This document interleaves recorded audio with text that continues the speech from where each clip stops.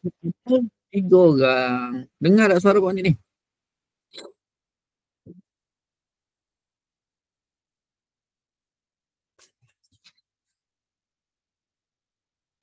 Masuklah group WhatsApp je, cakap dia orang suruh join. Sekejap Dengar. Okay guys. Meeting dah mula, sila join sekarang. Tak sihat Puan ni pun. Kaget sikit abang cuba. Puan ni nak forward message tak?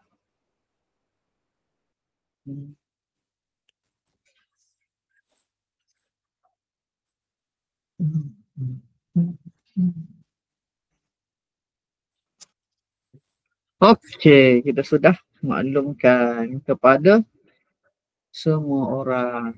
Lewat mula malam ni 10.30 kita mula. Puan ni pergi berbuka tadi dekat Kota Baru. Sampai dalam 15 minit lepas. Penat sikit lah. Tiba-tiba rasa macam tak sihat pun ada.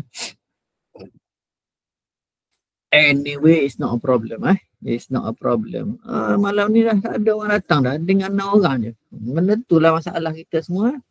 Hari pertama boleh ada 60 orang. Hari kedua 30 orang. Hari ketiga dah tinggal 7-8 orang. Itulah. Bukan semua orang ditakdirkan akan berjaya. Bukan semua orang ditakdirkan akan berjaya.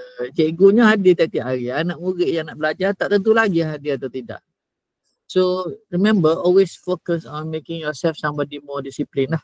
Jadikan diri kita seorang yang lebih berdisiplin. Bagi memberkati majlis kita, marilah kita mulakan dengan bacaan Ummul Kitab Al-Fatihah. A'udzubillahi minasyaitonirrajim. Bismillahirrahmanirrahim. Alhamdulillahirabbil alamin, arrahmanirrahim, maliki yaumiddin. Iyyaka na'budu wa iyyaka nasta'in. Ihdinas siratal mustaqim.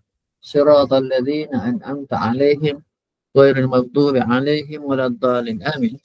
A'udzubillahi minasyaitonirrajim. Bismillahirrahmanirrahim. Alhamdulillahirabbil alamin.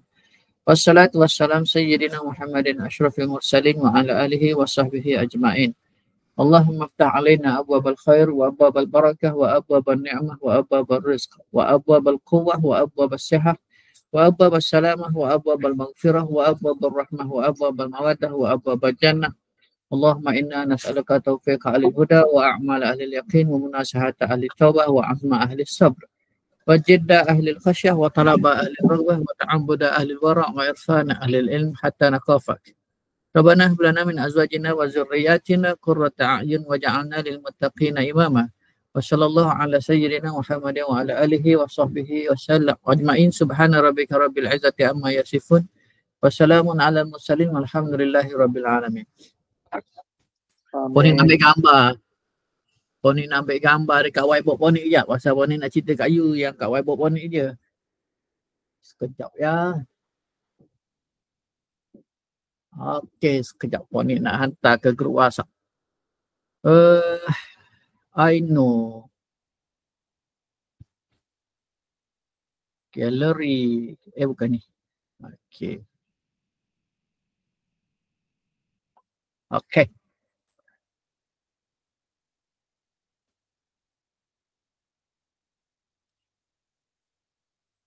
Baik, bismillahirrahmanirrahim. Bagi untuk kita mula-mula memahami, kita akan bercakap tentang dua benda lagi lah. Satu sales funnel, satu lagi ialah customer journey.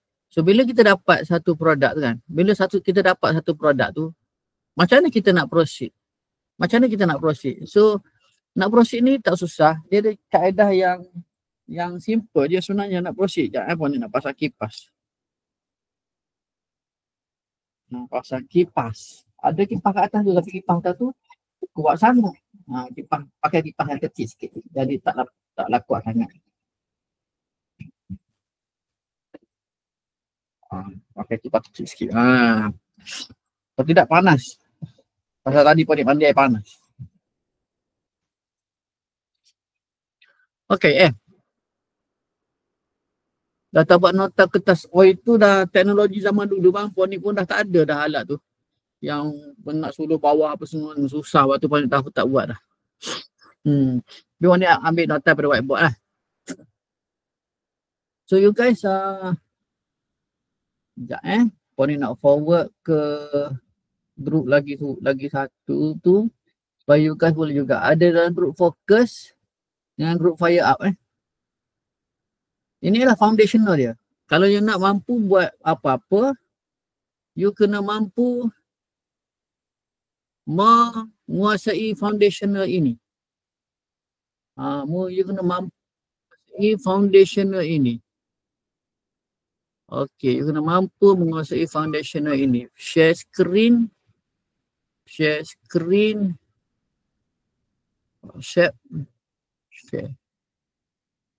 Nampak tak? Alright, ini adalah foundational. Nanti you akan faham. Alright. Nampak yang Puan ni tunjuk? Nampak apa ni? Okey. Cuba hadamkan sekejap.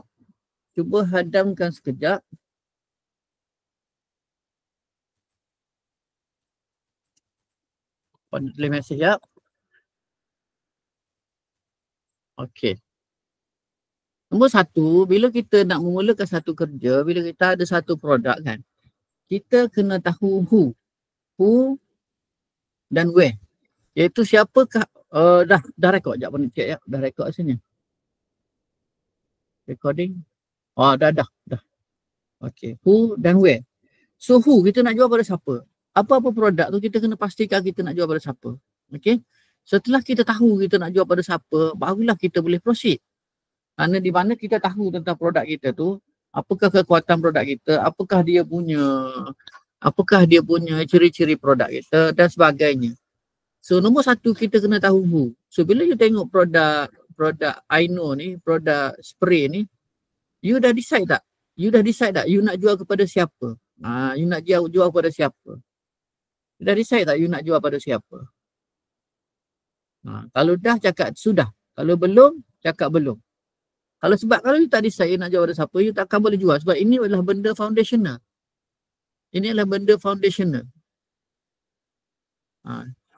Dah decide atau belum you nak jual pada siapa?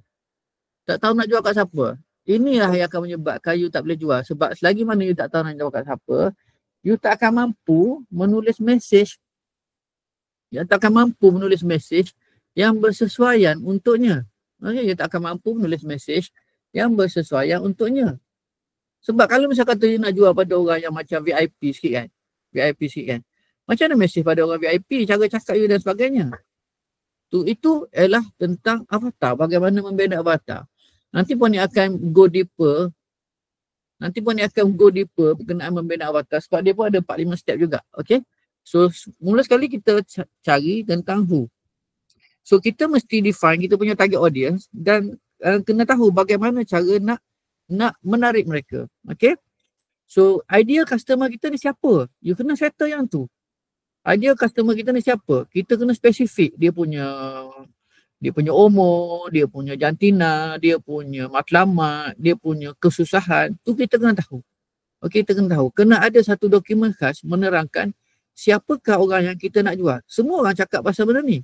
Tapi kebanyakan orang dia tidak begitu mengambil berat tentang benda ini. Sedangkan ini adalah benda yang paling asas sekali yang kita perlu bermula. Gitu. Jelas yang tu. Nanti Puan ni masuk untuk kelas-kelas berkenaan bagaimana membina avatar sahaja. Bagaimana membina avatar, satu kelas-kelas. Itu pun dalam sejam juga nak cerita bagaimana bina avatar. Besar aircon ni macam tak sejuk pula. Sekejap Puan ni nak sejukkan aircon sikit.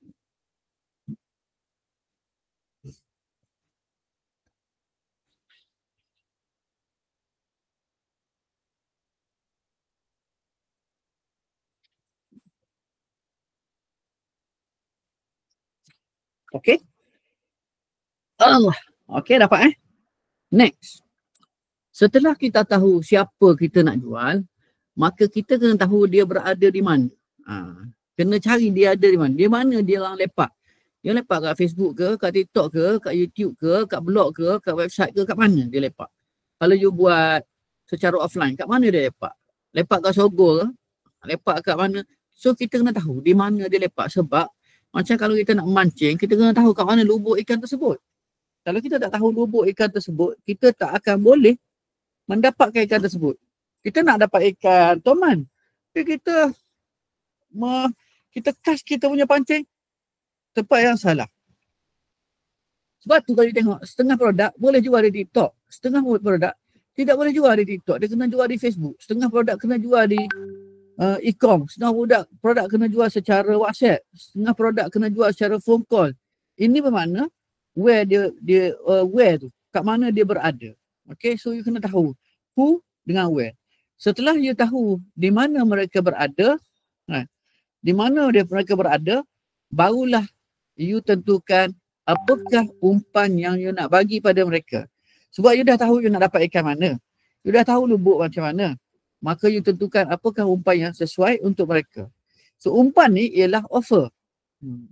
Umpan ni ialah offer. Umpan ni apa? Tulis. Umpan ialah offer. Sebab kalau offer kita tak bagus, tak ada orang akan beli.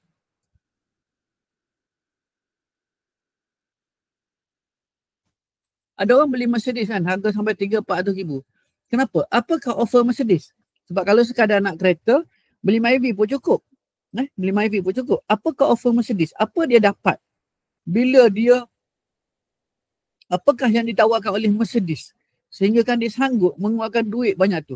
Apakah yang ditawarkan oleh Ferrari? Sehingga kan dia sanggup keluarkan duit sebanyak itu. So you kena tahu offer tersebut. So apakah irresistible offer ataupun hadiah-hadiah percuma yang you boleh bagi untuk grab attention dia orang. Sebab bila you lalukan depan muka dia,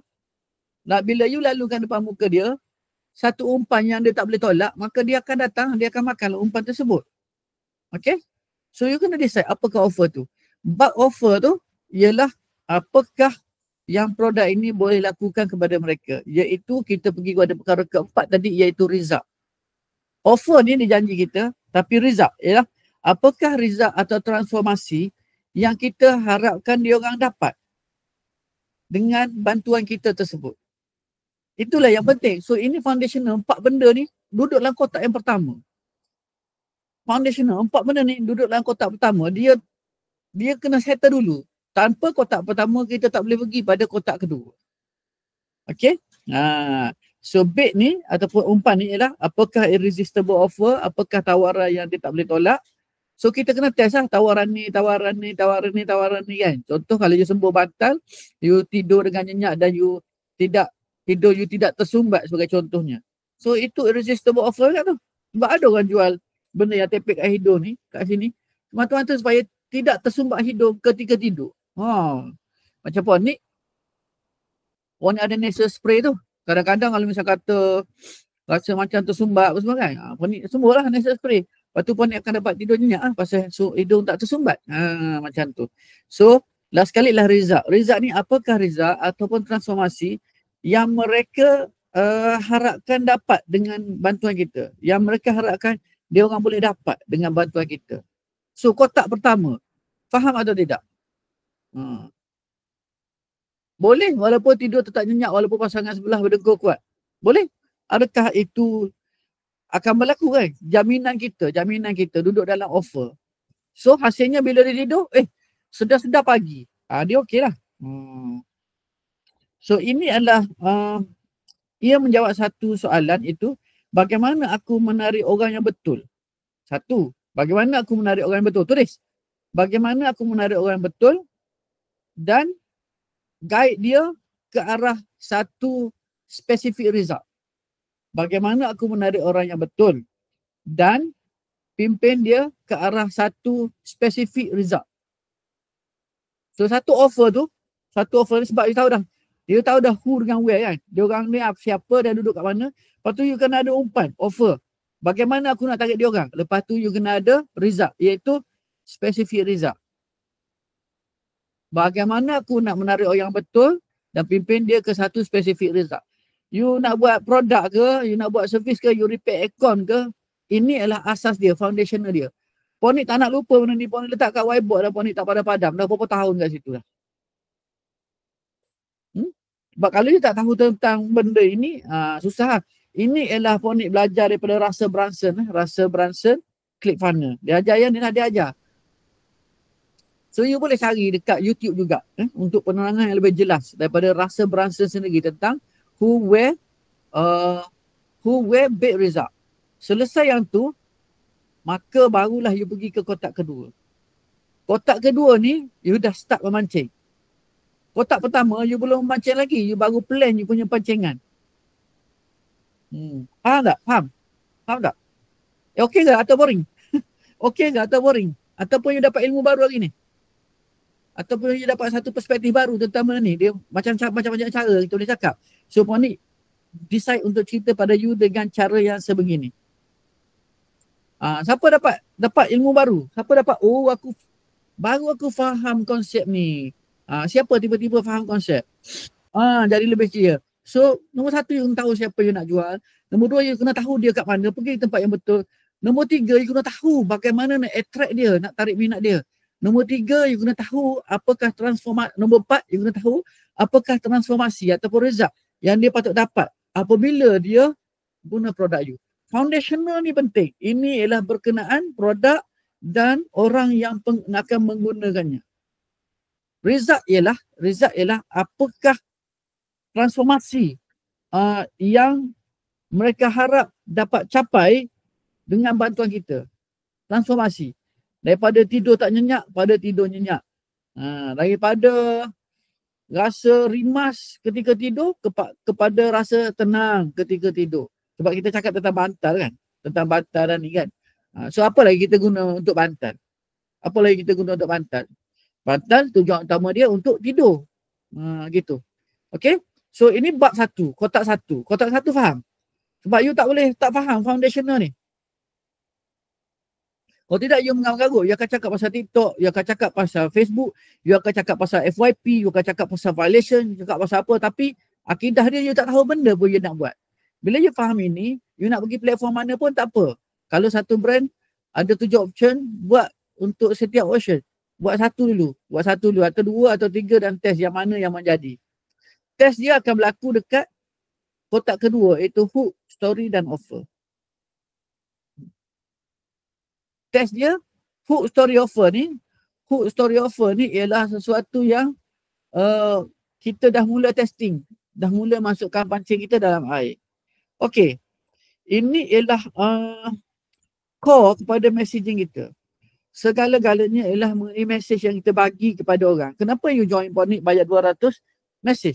Message yang Ponik bagi menyebabkan you rasa okey. Apakah offer Ponik yang menyebabkan you jadi tertarik nak dengar? Dan apakah offer Ponik yang menyebabkan you tertarik nak join? Dan apakah result yang Ponik janjikan kepada you? Kita kupas apa yang Ponik buat pada you dulu. Apakah offer yang Ponik bagi pada you? Apakah offer yang Ponik bagi pada you? Itu masa stokis. Oh, you pergi pada bimbingan ni. Bagus. Tapi Ponik sebenarnya Ponik tak cakap pasal bimbingan macam tu. Bimbingan ni bukan satu benda yang Ponik janjikan. Ponik tak janji bimbingan. Sebab sehingga ada orang tanya, apa value kalau saya join Ponik? Ponik tak jawab. Ponik cakap tak ada value apa? Sebab Ponik tak nak berjanji. Bila dah masuk dalam ni, barulah Ponik akan bagi. Bagi orang yang mengenali reputasi Ponik, dia tahu. Kat depan Ponik tak janji, kat belakang baru Ponik buat kerja. Sebab Ponik tak suka menambur-nambur gula-gula. Walaupun itulah kaedah marketing yang betul. Bagi testimoni, bagi janji, bagi itu kaedah marketing yang betul. Bagi scarcity, bagi macam-macam kan. Limited time offer, macam-macam kan. Tapi itu bukan sesuatu yang Ponik suka. Sebab Ponik tak berapa yakin dengan kepatuhan kepada syariahnya. Sebenarnya dia tak ada masalah pun. Cuma Ponik ada masalah psikologi kat situ. So Ponik tak suka janji kat depan. So bila kat belakang baru Ponik buat kerja, Ponik bagi more than what they have paid for. So bagi orang yang kenal reputasi Ponik, dia tahu itu akan berlaku. Macam you bayar 200 kan. You bayar 200 kan. Setakat ini adakah you rasa you bayar 200 itu berbaloi? Last kali kemana tu? Adakah you rasa 200 itu berbalau ataupun you rasa pun ni scam you dengan 200 tersebut? Sedangkan you boleh masuk mana-mana produk dan dapat buat produk tu dengan percuma pun. Ada banyak produk you boleh jual dengan percuma. Siapa sih? Adakah you rasa berbaloi bayar 200 setakat ini?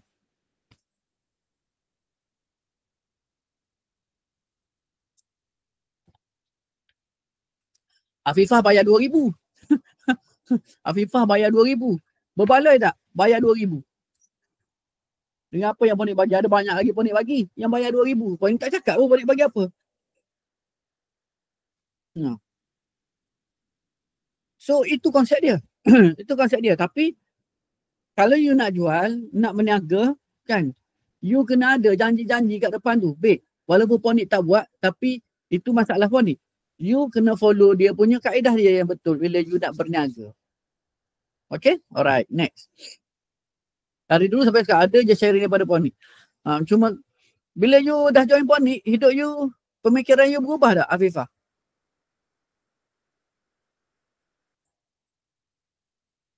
Berubah tak pemikiran you? Adakah sudut pandang you terhadap kehidupan menyebabkan you lebih lebih relax bila you faham satu sudut pandang yang berbeza berbanding dengan dulu?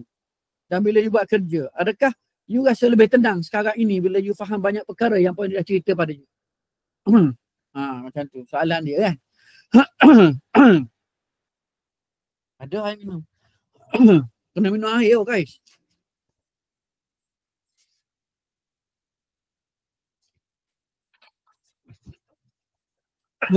Hook belum cerita lagi. So hook campur story, campur offer. Hook campur story, campur offer bersamaan dengan message. Dalam message ada 3 benda ni. Hook, story, offer.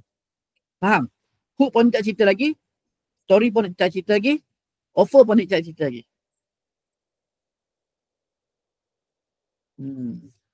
Faham Sekejap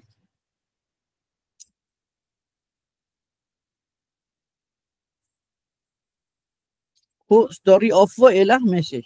Sebab apa yang pelanggan kita nampak daripada kita hanyalah message kita. Sekejap.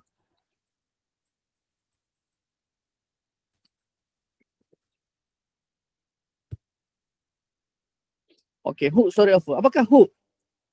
Hook tu headline ataupun visual yang menarik perhatian. Gambar ke, video ke, headline ke, apa nama, subtitle ke yang menarik perhatian. Story. Satu penceritaan yang ringkas yang mencipta emotional connection ataupun kepercayaan. Macam, aku pun macam ni lah. Aku macam ni. Ataupun disebabkan Ponik cerita, aku percaya. Contohnya menimbulkan kepercayaan ialah bila kita banyak bagi testimoni dan sebagainya kan. Ramai testimoni. Berapa ramai yang join macam-macam disebabkan testimoni? Berapa ramai join macam-macam disebabkan testimoni? Kita semua memang join macam-macam disebabkan testimoni, betul tak? Cuma Ponik tak bagi testimoni. Ponik tak suka bagi testimoni. In fact, testimoni yang orang duk bercakap dalam WhatsApp pada Ponik semua, Ponik tak screenshot dan simpan. Itu kaedah yang salah dalam berniaga. You kena screenshot dan simpan dan guna untuk selling point you. But I don't need that. Ponik tak suka buat macam tu. Tu story. Supaya orang tu rasa ada kaitan dengan dia. Dia ada satu bridge. Bridge. Offer ialah bendanya yang kita jual atau beri. Apa yang kita nak jual atau kita nak bagi. Offer ni ialah yang transformasi tadi lah. Kita nak bagi, kita bukan jual barang tau. Mana benda tu? Duduk kat katil. Dia pasal dia tempat dia kat katil, bukan kat meja kan. Kita bukan jual barang tau. Kita jual apa? Kita jual tidur yang nyenyak. Kita bukan jual barang. Kita jual ketenangan di atas katil. Saya kena tahulah. So, 3 benda ni, hook, story dan offer akan membuatkan audience kita berhenti scroll dan bagi perhatian. Okey. Apakah itu hook? Hook ialah sesuatu yang akan dapat menarik perhatian dia. Sesuatu yang dapat menarik perhatian dia. kita tengok macam memancing lah. Hook ialah apa yang mengikat idea customer kita ketika dia scrolling or browsing macam matakan itu. Tujuan hook ialah untuk interrupt pattern dia. Untuk interrupt pattern dia dan untuk bagi dia stop dan bagi perhatian. Dia berhenti, dia bagi perhatian. So ada banyak format lah. Format yang biasa buat contohnya headline. Bagaimana aku hilang 10 kilo tanpa berhenti makan nasi lemak. Bagaimana aku hilang 10 kilo walaupun hari-hari makan nasi lemak. Orang pun berhenti. Contohnya lagi, 97% manusia gagal buat benda ni. Contoh lah, kan you selalu jumpa tak? Selalu tak jumpa ayat-ayat macam tu. Ataupun kita guna curiosity. Kenapa perubahan kecil ini menggandakan sale kami 10 kali ganda? Pernah jumpa dah hook macam tu? Ataupun before and after. Contohnya gambar-gambar, video-video, grafik-grafik yang tunjuk before and after. Itu semua hook. Ataupun question, adakah anda susah untuk tidur malam-malam? Atau adakah anda sentiasa rasa kembung perut di waktu pagi? Itu semua hook. Hook tu kena ada dalam message. Okey, faham setakat ni pasal hook?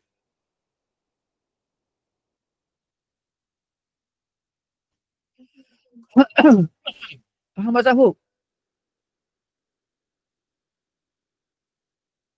Boleh. Husband kuat benda ku sampai awak tak boleh tidur. Boleh. Alright, next. Dan sedikit tips untuk hook ni. Nombor satu, kita spesifik tu lebih baik daripada general. Spesifik. Biar dia dapat nampak.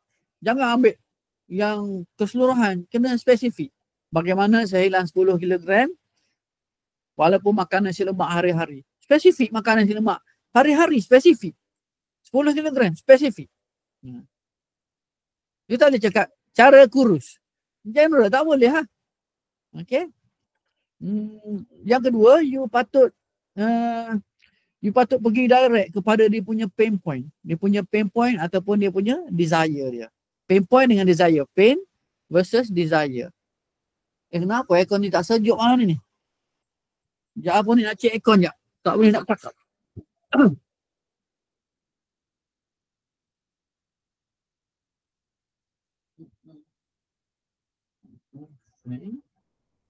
Temperature.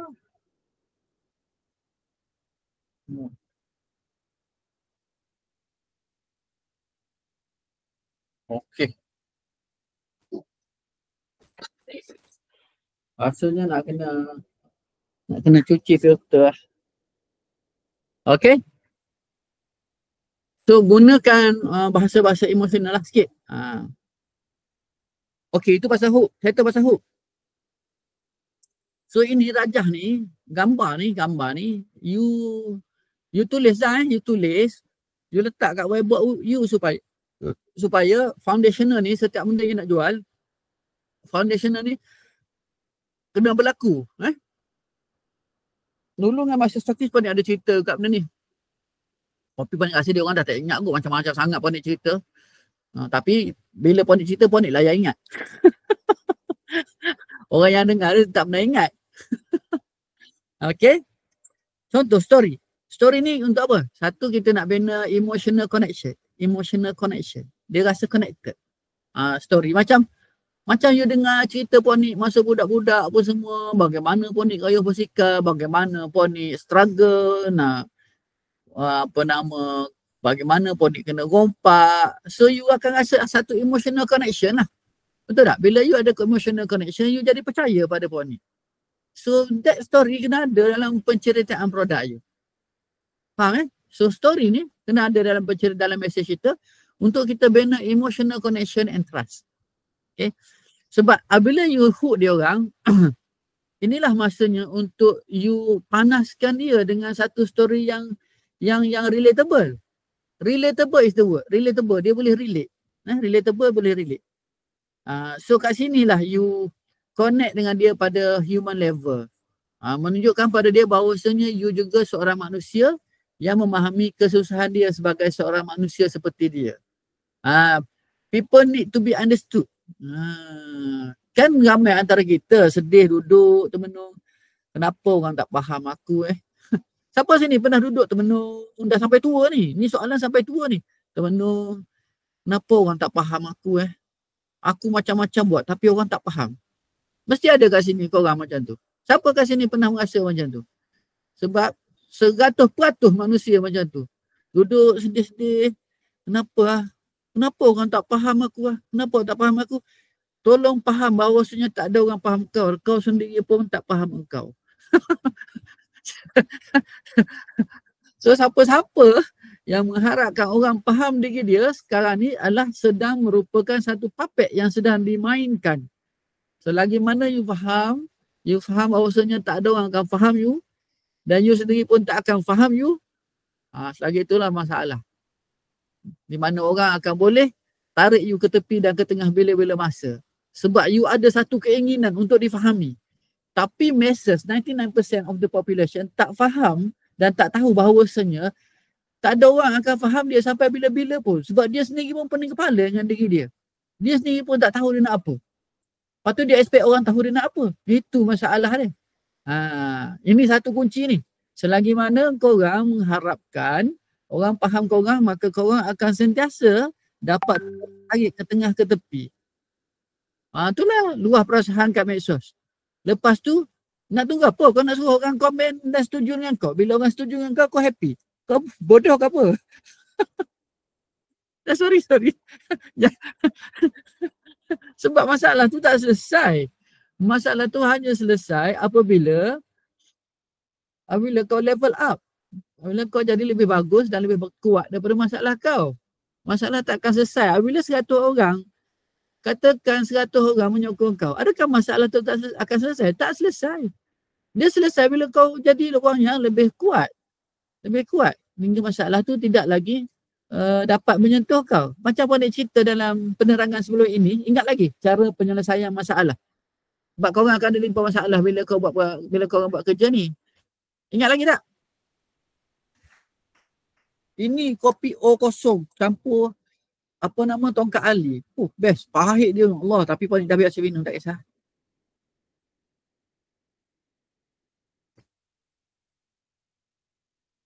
Tapi Ponik minum kopi tak ada masalah. Ponik tidur macam tu juga. Yes, masalah tak payah fikir. So, ingat apabila kita dah berjaya hook dia, maka kita kena panaskan dia dengan relatable story. Ingat tu.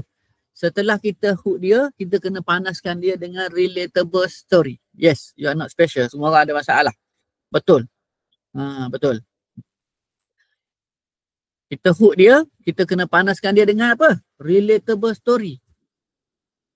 Relatable story ni bila you dapat buat dia rasa relatable dengan cerita you, maka dia akan jadi percaya pada you.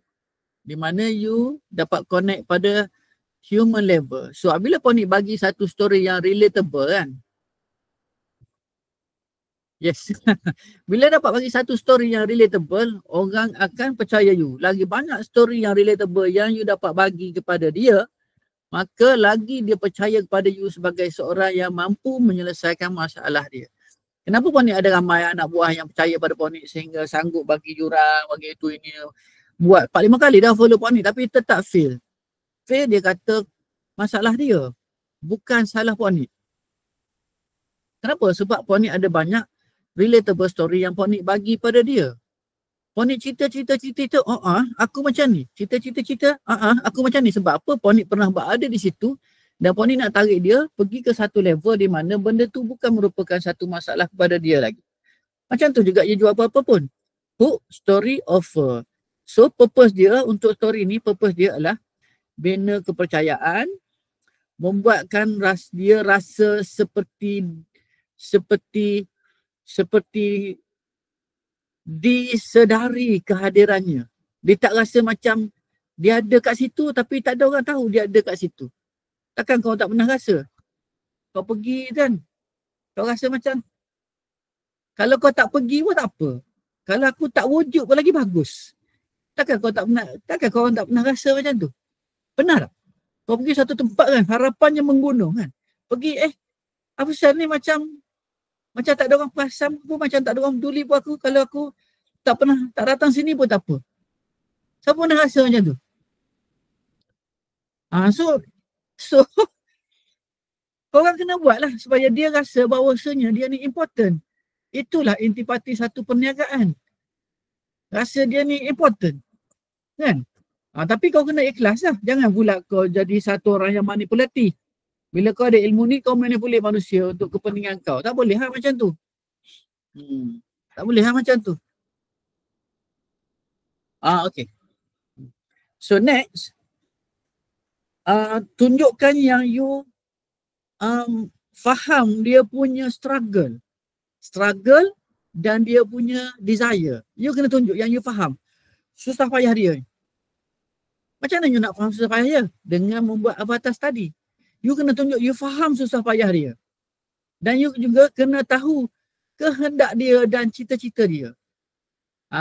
Dalam buku 7 Habits of Highly Effective People, Stephen Covey menyatakan, seek first to understand, then be understood. Kita kena memahami dahulu, barulah mengharapkan difahami.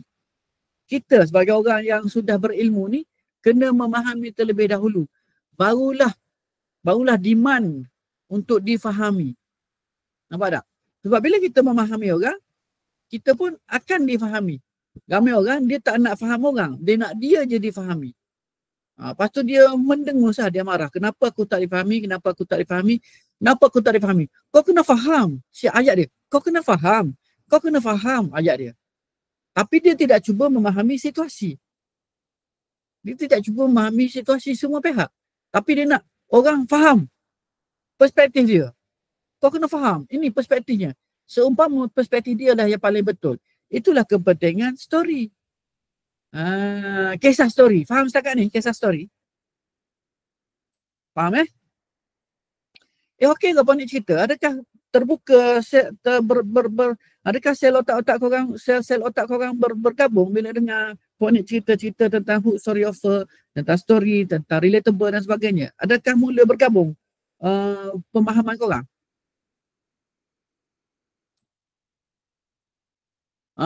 Sebelum ni macam tak boleh nak connect kan? Sebelum ni macam tak boleh nak connect kan? Nak connect kan? So sekarang ni dah berhubung. Okay, good. Okay, jenis-jenis story yang selalu orang guna. Ponik benda ni ingat ujung jari je. Cuma Ponik hanya ingat bila Ponik mengajar. Bila Ponik menulis, bila Ponik mengajar, baru Ponik ingat. Kalau Ponik duduk temenung, fikir seorang-seorang, Ponik tak ingat. Tu isu dia pula. Alright. Nombor satu ialah personal transformation. Personal transformation. Sebab tu kalau orang kecil manis yang sembuh, mesti berjaya jual ubat kecil manis. Pasal dia ada personal transformation. Aku pernah struggle dengan jerawat batu selama 10 tahun. Sehinggalah aku jumpa benda ni. Aku struggle dengan masalah tidur tak nyenyak dan penat di waktu pagi. Sehinggalah aku jumpa semburan bantal Aino ini. Contoh itu personal transformation daripada A kepada B. Daripada masalah kepada kehidupan yang lebih indah. Personal transformation adalah sangat-sangat penting. Sorry Ponik tak ada PowerPoint Ponik tak ada point. Next ialah success story. Customer success story. Kalau you tengok kan, Ella orang kan dia bagi testimoni kan. Itulah customer success story. Ini adalah Sarah. Ini adalah Siti. Dulu Siti gini. Sekarang setelah makan ini, setelah guna ini, maka Siti sekarang jadi begini. Begini ialah desire kita punya avatar tadi.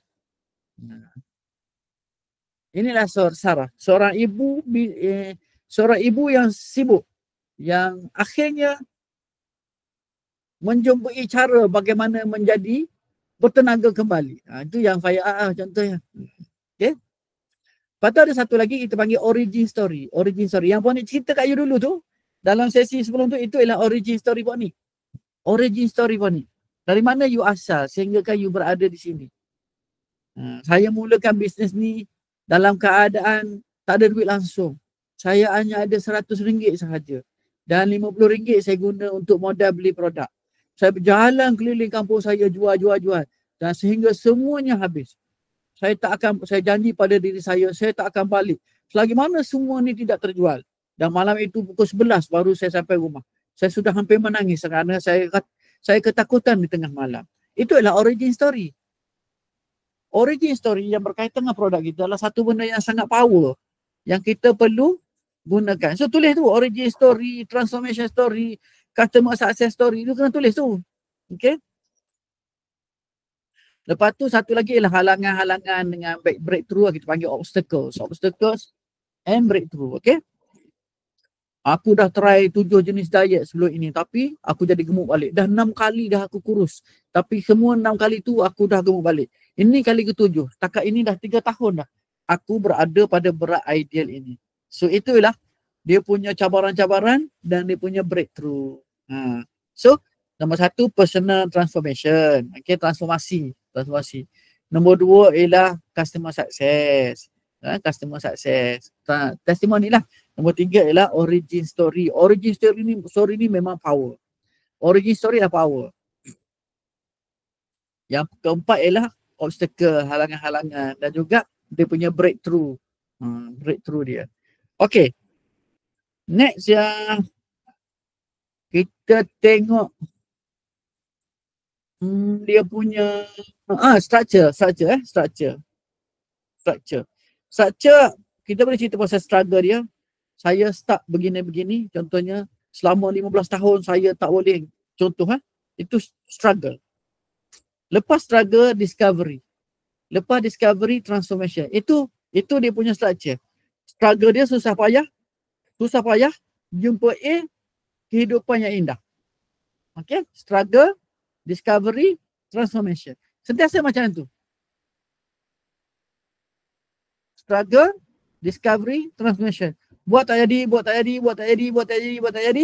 Jumpa produk ni. Tiba jadi macam ni. Itu je dia punya story. Okay? Alright. Itu adalah story. So hook dah settle, story dah settle. Okay, ada soalan tanya? Ada soalan tanya sebelum Ponik pada offer. Ponik pergi pada offer. Offer ni bukan harga tau. Offer ni bukan harga. Offer ni macam mana cakap dia, janji kita. Selepas ini kau akan dapat tidur nyenyak. Itulah offer dia. Belum faham origin story. Abang Alim dah faham dah origin story? Dah faham dah origin story? Asal usul kejadian. Belum lagi. Story tu boleh ke kita reka Ponik? Ramai orang reka je macam, tapi Ponik tak reka lah cerita Ponik. Biasanya origin story tu macam produk ini kan. Dari mana asal usul produk ini terbentuk contohnya. Macam banyak kan kalau kita tengok, oh dia ni masalah ni macam ni, lalah dia pun buat macam ni, jadilah macam tu, lalah dia jadi founder. Kan banyak iwasan cerita macam tu. So origin story ni asal usul benda tu wujud. Asal usul benda tu wujud. Sama juga asal usul benda ni, Ponik ni wujud. Bila Ponik terbangun 1 pagi, pukul 3 pagi dan melihat anak isteri Ponik tidur dan merasa bahawasanya Ponik merupakan seorang yang gagal. Itu origin story Ponik. Ingat Ponik cerita mana tu? Ponik tengok cermin dan Ponik cakap pada diri Ponik yang Ponik benci pada diri Ponik. Ingat Ponik cerita mana tu?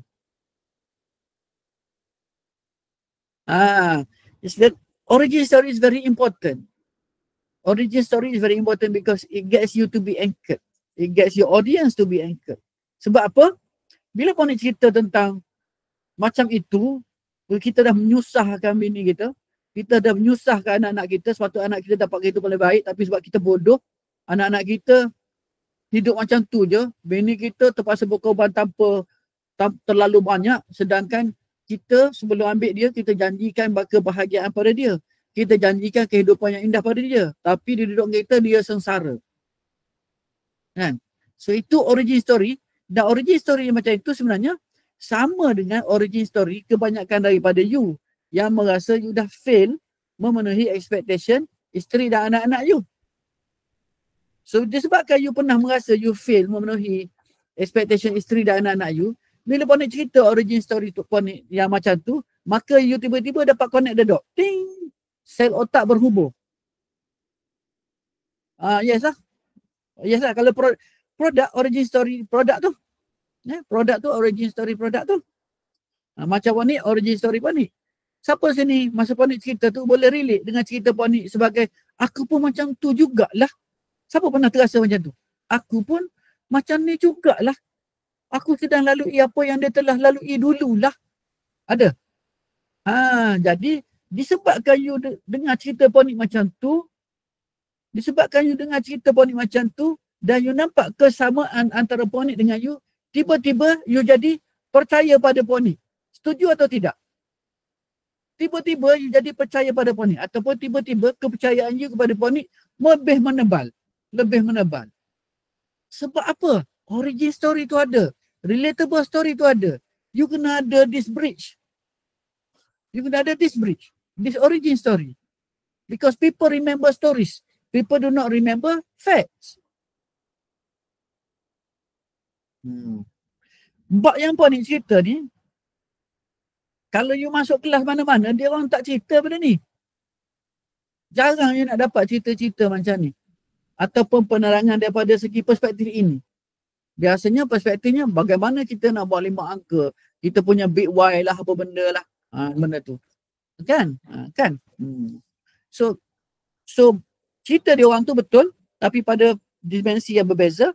Cerita Ponik ni juga betul pada dimensi berbeza. Dimensi-dimensi ini perlu gabung. Jangan pula kata Sifu tu lagi bagus daripada Sifu ni, lagi bagus daripada Sifu tu. Tak boleh. Jangan bergaduh gitu. Tak elok. Dia orang semua nak tolong kita je.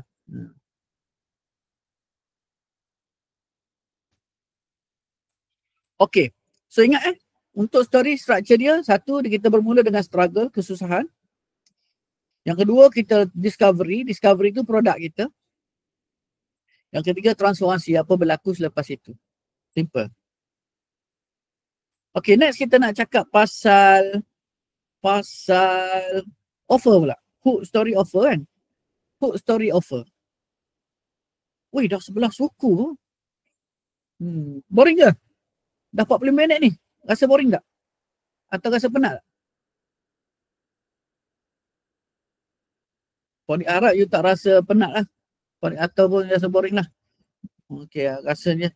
Okay, offer kita, adakah kita nak dapatkan sale ataupun kita nak dapatkan lead? Adakah kita nak dapatkan sale ataupun kita nak dapatkan lead? Itu kita ingat. Setelah kita dapat attention dia dan setelah kita dapat trust dia, maka kita, masa itulah kita bagi offer kita. Kita dah dapat trust dia, maka kita bagi offer kita. Siapa-siapa nak join Ponik kena bayar 2,000. Ponik nak tengok komitmen you sebelum Ponik bagi komitmen Ponik pada you. Dan Ponik nak you janji 2 benda. Iaitu 1, bayar yuran ni. Nombor 2, jangan tinggal Ponik. Duduk 5 tahun. You akan gagal 4-5 kali dalam proses ni. Tapi Ponik tetap ada di sini menunggu you. Dan sambung balik kerja sehinggalah kita jadi. 5 tahun Ponik minta daripada you. Itu offer. Rasa nak Ponik cakap macam tu masa Ponik offer you masuk masa Sokir itu. Bila you tengok 5 tahun dengan 2,000, tiba-tiba 2,000 itu adalah satu benda yang murah. Tapi tak ada orang yang offer macam tu kan? Tak ada orang offer macam tu. Orang offer you akan 10 kali ganda kasih kamu. Tak, Ponik tak nak cakap macam tu. Sebab Ponik tahu you takkan dapat ganda 10 kali ganda. Tapi Ponik cakap you akan fail 4-5 kali. Tapi Ponik tunggu kat sini untuk restart balik. Dan you tahu you akan fail but you sentiasa fail. Masa Stokir dia jual kausa. Tapi Masa Stokir dia akan dapat masuk semua program-program Ponik secara percuma. Secara percuma. Macam dia masuk yang Aino ni. Dia tak payah bayar. Macam you guys masuk Aino bayar 200 kan. Dia orang tak payah bayar.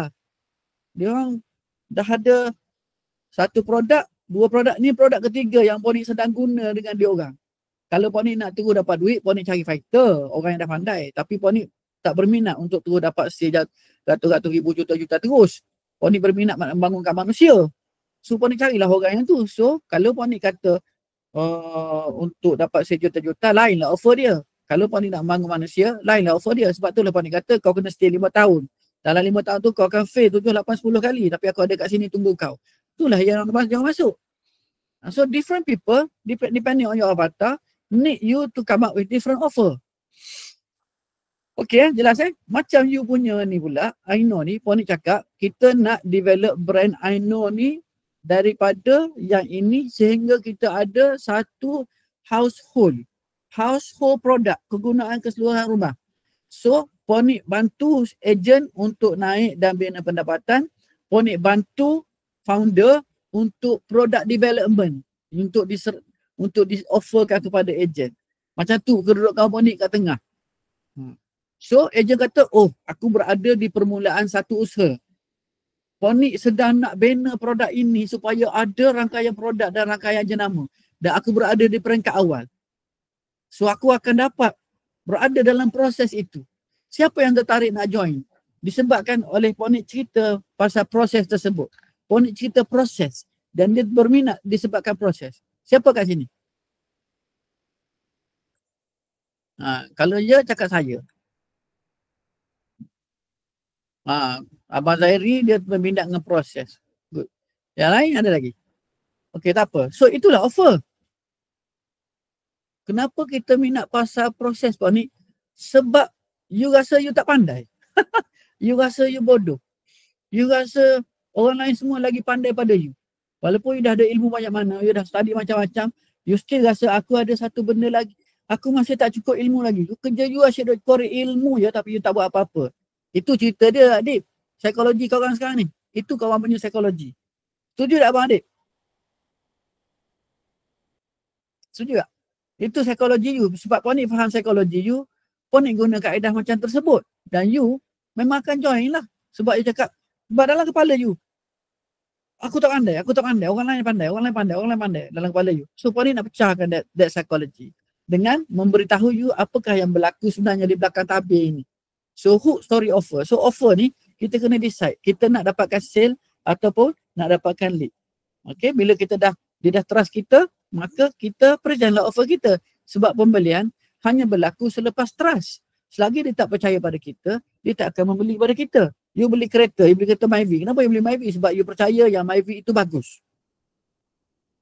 Simple lah. Kalau you tak percaya yang Myvi itu bagus, you tak akan beli. Siapa beli Azia? Sebab you percaya Azia itu jimat. You pun beli Azia. Itu je. Sebab you percaya. Kalau you tak percaya, you tak beli. Kenapa you tak beli kereta second hand Honda City harga RM10,000? Nanti rosak. Honda barang mahal. Padahal Honda City orang umur 10 tahun, elok je berjalan cantik, orang bawa keluar Malaysia, harga RM10,000 je. Repair dia pun murah je. Tapi sebab kepercayaan you tak ada.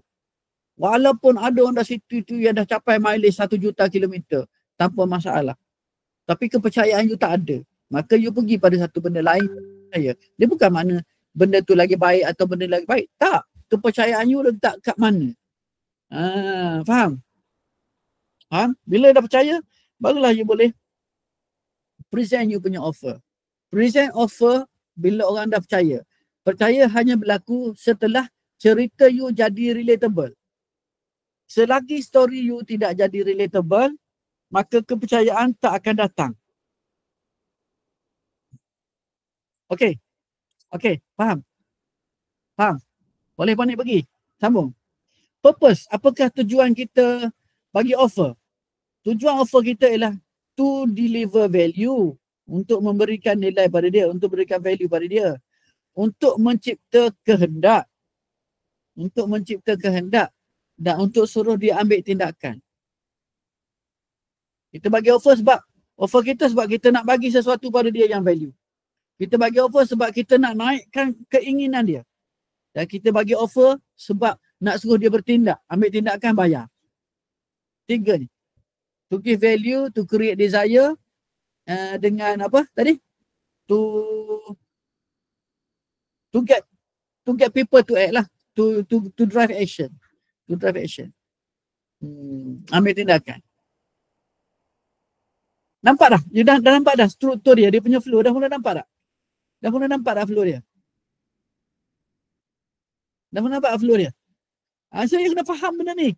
Pergerakan ni you kena faham. Daripada message you buat message apa benda semua. Pergerakan ni you kena faham. Okay? Contohnya, great offer mungkin kita guna kaedah sekejap. Kau nak buka ni sekejap nak tengok. Dia punya nota sikit. pasal offer punya elemen. Sekejap Okay, first kena clear kena clear. Contohnya dapatkan panduan 7 hari 7 hari transformasi berat badan secara percuma. Contoh, tapi kena clear tapi ayat ponik teruk tu. Kena clear. Yang kedua, kena bernilai. Bernilai pada dia nampak benda tu bernilai. Bernilai pada A mungkin sampah bagi B, tapi bagi A bernilai. Sebab itulah kita kena tahu avatar kita bernilai, valuable. Apakah benefit yang dia dapat? Kenapa dia orang patut ambil perhatian? Sebab nilai yang you bagi itulah. Kalau you tak bagi nilai, dia takkan bagi perhatian. Bila you bagi nilai, harga pun tak kisah dah. Kenapa ada orang sanggup bayar Azizan Osman sampai 300,000 untuk coaching setahun? Pasal dia rasa nilai. Azizan Osman tunjuk nilai. Oh, dia pun tak apa, 300,000 pun tak apa. Aku sanggup berkorban, aku sanggup melabur. 300,000 dapat ke Azizan Osman. Tapi cara dia bagi offer tu bagus. Next, kita boleh pergi agency. Kan agency kan? Untuk malam ini sahaja. Limited time. Hanya 10 sahaja. 10 terawal. Hari ini sahaja. Macam Ponik cakap kat you, Ponik nak buat sampai waktu ini sahaja sebab Ponik nak start kerja. Ponik tak cakap, Ponik buat waktu ini sahaja. Selepas ini tidak akan dibuka lagi. Tak. Ponik tak guna agensi macam tu. Ponik tak guna agensi pun. Ponik cakap nak masuk bila-bila pun boleh. Tapi Ponik nak tutup lah masa ni. Sebab Ponik nak buat kerja. Ponik tak suka psycho orang. Tapi berniaga ni you kena psycho orang tau. Berniaga ni you kena psycho orang. You tak psycho orang, orang tak beli. Tapi Ponik tak suka psycho orang. Berlawanan dengan prinsip Ponik. Tapi Ponik boleh lah sebab Ponik dah dapat duit besar dulu. So Ponik tak terkesan sangat. You tak ada duit lagi. You tak psycho orang, duit tak akan datang pada you.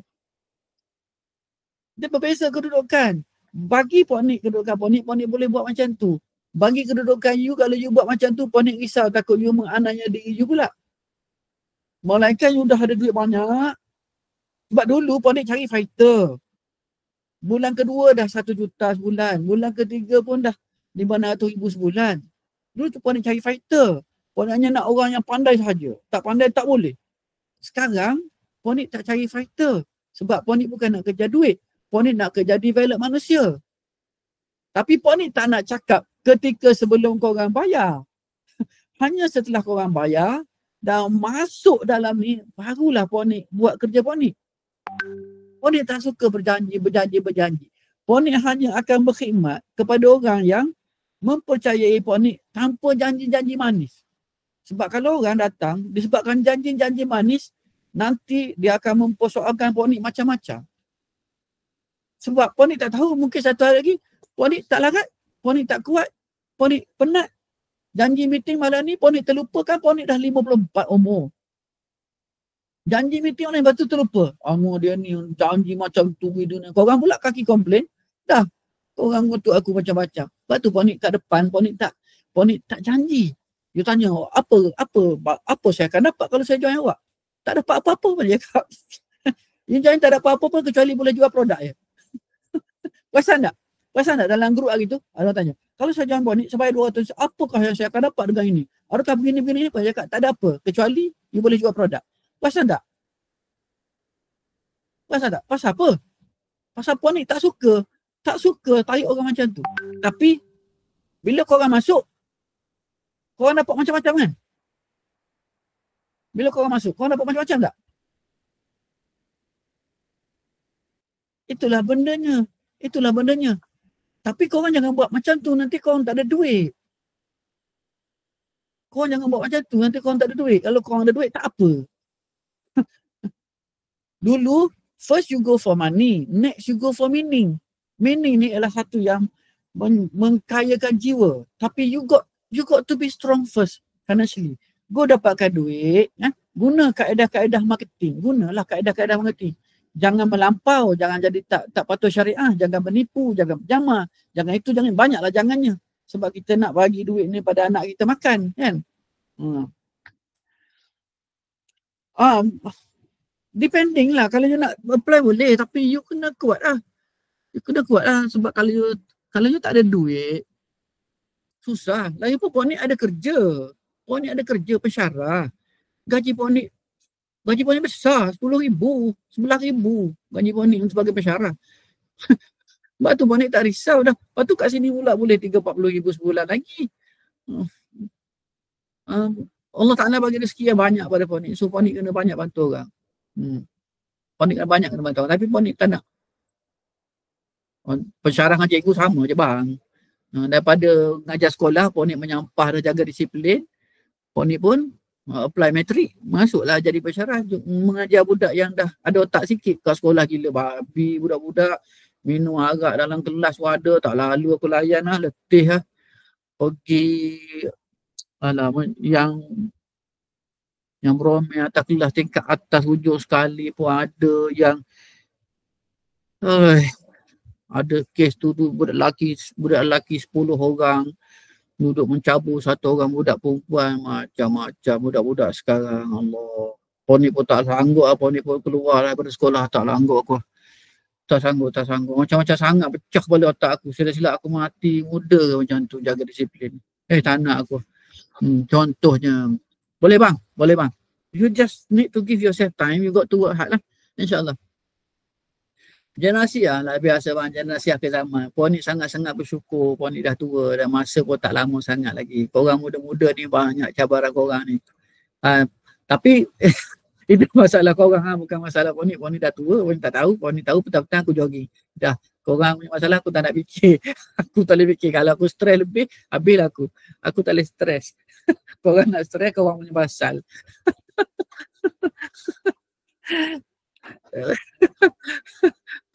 Betul lah. Kalau nak fikir baik jadi menteri ya. Pak Yah contoh dia cakap. Baik.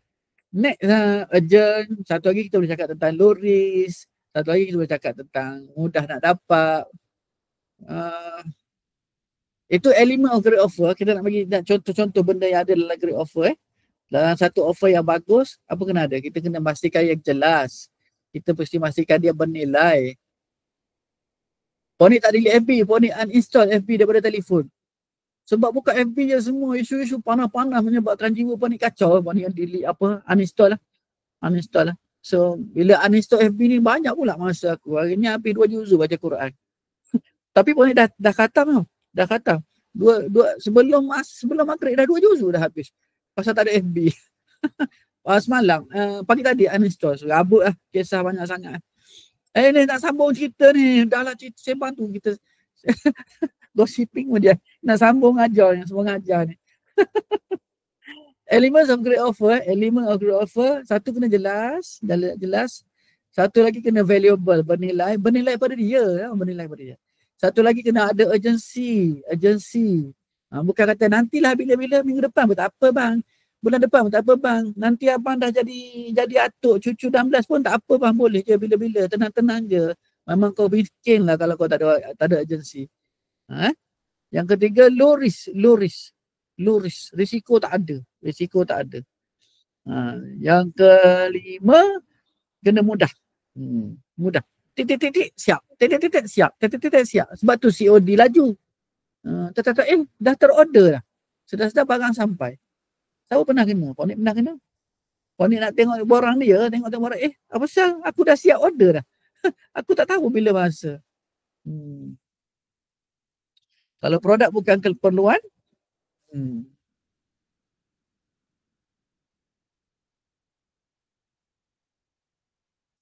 sambung soalan. Kalau produk bukan keperluan, apa dia?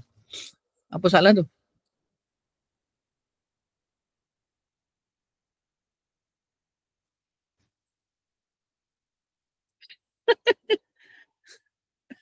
Itulah kisahnya. Tak habis soalan. Korang kalau nak korang menjual, korang jangan jadi vitamin. Korang kena jadi painkiller. Faham tak maksud ni? Korang jangan jadi vitamin. Kau kena jadi painkiller. Kau kena cari dia punya pain, kau kena bunuh pain dia. Bukan yang kau cari dia punya keseronokan dah jadi lebih seronok. Tak ada. Tanya live lah senang apa ni. Ha? Tanya live macam ni lah. Taib nanti dia hilang vokal. Boleh. Soalan dia apa ni, kalau produk tu bukan produk yang macam keperluan lah, maksudnya dia ada pun tak tak apa, ada okey. Jadi macam mana dia nak buat urgency? Dia macam orang tu macam tak kisah nak beli dengan cepat. Tu soalan dia. Dia sebenarnya tak wujud pun isu tu. Dia wujud isu tu pasal perspektif you tu. Isu perspektif sebab apa yang bukan keperluan bagi A merupakan keperluan bagi B. Sebab tu kita kena cari avatar yang betul. Macam tu. Ada orang perlu ada minyak wangi. Ada orang tak ada minyak wangi pun tak apa. Tapi kalau tak ada minyak wangi, tak ada orang mati. Tapi bagi setengah orang, minyak wangi tu kalau tak ada, dia tak boleh keluar. Dia kena ada minyak wangi. So, yes, serupa kasut jogging. Macam Puan Nick, kasut jogging, ada 3. Satu harga 700, satu harga 800, satu harga 300. 300 tu 3 kali pakai bagi anak, tak nak pakai dah. Nah ni lah, CM dia beli kasut jogging, berapa Nimbus 27, 700 kan? 700 lebih kan? Kena tu lebih, Nimbus 27. Dia pakai yang tu, dia tak boleh pakai dah kasut harga 300, 400. Sama macam Puan Nick. Bila Puan Nick start pakai kasut harga 700, 900, Puan Nick tak boleh pakai dah. Tapi dia jadi keperluan bila Puan Nick kaitkan dia dengan untuk jaga lutut dan untuk jaga tulang belakang. Sebab lutut Puan Nick jauh lebih bernilai daripada RM700. Tulang belakang jauh lebih bernilai daripada RM700. You kena bagi point of reference. Kalau you cakap kasut RM700, bang, bagus kasut ni. Cushion dia sedap, itu semua kan. Orang cakap, buat apa beli kasut RM700? Kasut RM200 ada, RM50 ada. Tak boleh. You kena cakap, kasut ni RM700 bang. Untuk jaga lutut abang tu. Lutut abang tu tak ada kat kedai bandel. Tak ada. Lutut tu sekali kena RM40,000. Dan setiap saat abang jalan, tak ada dah. Nyek rasa dalam lutut. Tak ada. Painkiller. Kita jual kasut tu sebagai painkiller. Bukan pakai vitamin. Vitamin, bang, pakai kasut ni sedap jalan bang. Seronok jalan. Orang cakap seronok ni tak ada benda. Tapi bang, abang pakai kasut ni, kat lutut tu yang saya nyucuk tu, terus hilang bang. Tak ada. Terus tak ada. Abang bayar 700 kasut ni, hari ni abang pakai, hari ni menyucuk tu tak ada. Tapi kalau you beli kasut tu, Nimbus 25, 26, 27 tu, harga 600, 700, you pakai kasut tu, memang hilang sakit menyucuk kat lutut. You jalan jauh pun, betis you tak sakit. Dan bila you pakai je kasut tu, you tak nak pakai dah kasut lain dalam dunia. Tanya CM, dia baru beli. Dia baru beli. So 700 tu, walaupun mahal, tapi sekarang dah murah. Sebab dia menghilangkan sakit menyucuk kat lutut tu. Nampak tak? Jual painkiller. Jangan jual vitamin. Faham tak faham? Yes. Jual painkiller. Jangan jual vitamin. So itu ialah hook story dan offer. Sekarang ini kita nak bagi pada value ladder. Value ladder ni ialah untuk memastikan keberuntungan. Urgency tu dari segi masa dan harga ke? Boleh. Urgency tu. Selagi you tak pandai jadi painkiller, you tak boleh jual lah. Simple je. So itu satu skill yang you kena ada. Selagi you tak pandai jadi, sebab tu you kena cari pain point. Sebab tu dalam customer avatar punya study, kita kena cari pain point. Sehingga kita jumpa apakah dia punya pain. So kalau tak boleh tidur, esok kau tak boleh buat kerja, kau ni, lepas tu kau bergerampi, kawan-kawan kau dengan kawan-kawan kau tak pasal kau bergaduh tempat kerja, lepas tu kau kena pindah tempat lain pula pasal kau bergaduh semua orang, kau balik kau tengking anak-anak kau, pasal apa? Pasal kau tak boleh tidur dengan nyenyak. Kau tak settle masalah tidur kau, sampai bila kau nak pindah ganda halih berhenti tukar tempat kerja, sampai bila kau nak cipta musuh semua tempat. Kau settlekan tidur kau ni, ni sembuh. Painkiller. Kau kena betul-betul kenal avatar, kena kenal avatar kau. Next, bila kita dah settle kepada sampai level hook story offer, kita sudah boleh menjual. Hook story offer ni kita sudah boleh menjual, mana jualan akan berlaku. Tetapi ramai orang menjual tetapi tak ada untung. Jual banyak tapi tak ada untung. Jawapan dia terletak pada value ladder. Jawapan dia terletak pada value ladder. keberuntungan terletak pada value ladder. Okey, kalau misal kata ada orang dia jual banyak tapi tak untung. Malahan lagi banyak jual, lagi rugi. Itu disebabkan setup value ladder dia tak betul. Setup value ladder dia tak betul. Faham? Faham tak? Kau ni nak cerita pasal value ladder ni? Value ladder ni adalah untuk memastikan keberuntungan.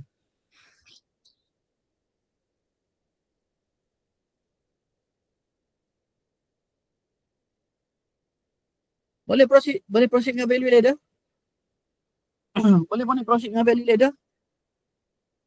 Okay, so bila you selesai hook story offer, maknanya you sudah akan dapat jualan. Kalau you tak dapat jualan lagi, mana hook story offer you tu masih lemah.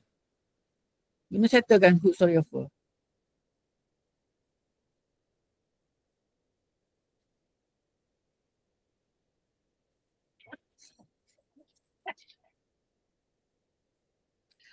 Value ladder ni, value ladder ni ialah bagaimana kita nak tawarkan produk kita kepada market supaya kita boleh untung.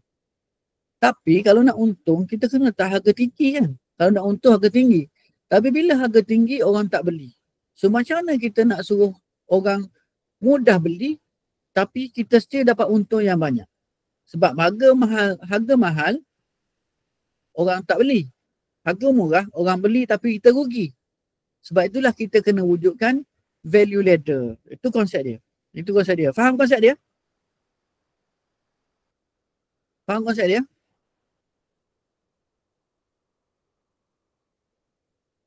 Okay. Baik, good. So, apa yang kita ada ialah product placement. Nombor satu, kat depan biasanya kita letak satu produk yang menjadi sebagai front end product. Front end product ni adalah satu benda yang dipanggil sebagai acquisition offer. Offer untuk mendapatkan pelanggan.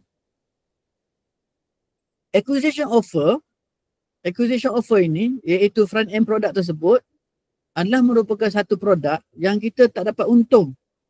Kita hanya sekadar nak elakkan rugi. So kita jual lah barang murah kat depan. Kat depan tu barang murah. Supaya dia mudah ambil. Ringan kan? Disebabkan dia ringan, disebabkan dia murah, dia mudah ambil. Tetapi apabila dia ambil yang murah tersebut, dekat selepas pada acquisition offer ni, ada satu offer lagi. Di mana kita melakukan sedikit upsell. Tapi bang, kalau abang gini, abang akan dapat gini.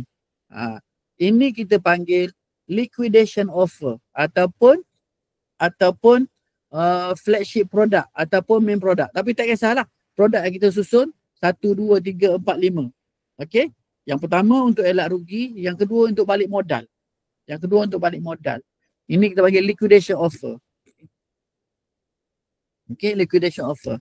Selepas dia beli yang kedua, kita upsell lagi pula dengan ni konsep ni tau. Konsep ni bukan kita apply pada Aino lagi tau. Ni konsep. You kena faham konsep ni. Nanti you kena cari jalan untuk apply. Pasal product owner, mana-mana product owner pun dia boleh sediakan satu produk sahaja. Dia tak boleh sediakan value ladder untuk you. Value ladder you kena buat. Faham tak? Value ladder you kena buat. So, produk ke depan, kita letak murah sikit supaya orang mudah beli dan kita dapat database dan kita dapat kurangkan kerugian. Yang kedua, kita letak satu produk lagi kat situ supaya dia tertarik untuk beli yang menyebabkan kita dapat balik modal ataupun mula dapat untung. Yang ini kita panggil liquidation offer. Lepas itu, kita nak dapat keuntungan yang lebih tinggi lagi, kita nak ada produk lagi satu kat belakang lagi. Ini ialah apa nama offer dia. Tapi tak kisahlah. Ini untuk bawa keuntungan. Dan sekali lagi, atas lagi, kita ada satu produk yang kita panggil high ticket offer. High ticket offer ni ialah produk untuk menjadikan kita kaya. Itu yang Azizah Osman buat 300,000, Hasbun Brothers buat 60,000, Abdul Basit buat 80,000. Itu adalah high ticket offer. High ticket offer ni, dia punya closing siap dengar call, video call apa semua, cerita, bincang 2-3 kali, orang tu pun beli 80,000. High ticket offer. Itu adalah untuk mengkayakan you. Tapi untuk memudahkan penjualan ialah acquisition offer. Kat depan, biasanya kita letak produk yang murah. Bila dia ada ini, lepas tu kita pun offer produk kita untuk liquidation pula. Untuk kita balik modal. Okey, itu ialah value ladder. Itu ialah value ladder. Nanti ya, Pandit tengok.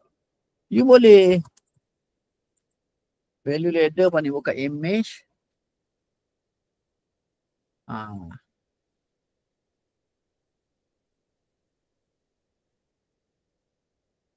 Sekejap Pandit nak share screen.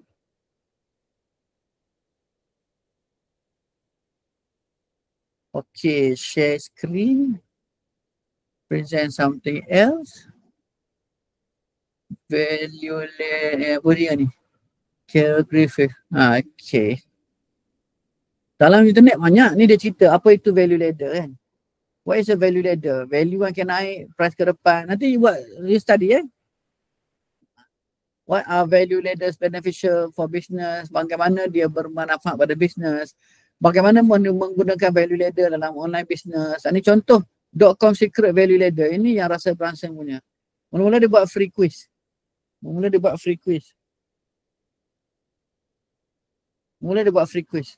Lepas tu dia buat free book plus shipping. Dia dapat duit melalui shipping. Lepas tu dia buat invisible funnel webinar. Yang ni ada duit ni $100 ni. Home study event ni berapa ratus dolar tak ingat.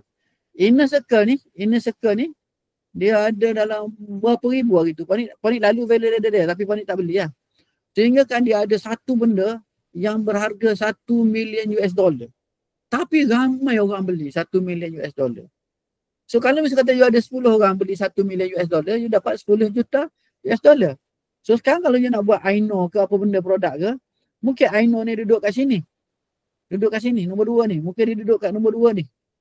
Kat sini apa you nak buat? Kalau misalnya kata you jual produk tu tak dapat. So kat sini, you kena tak satu benda untuk memudahkan you.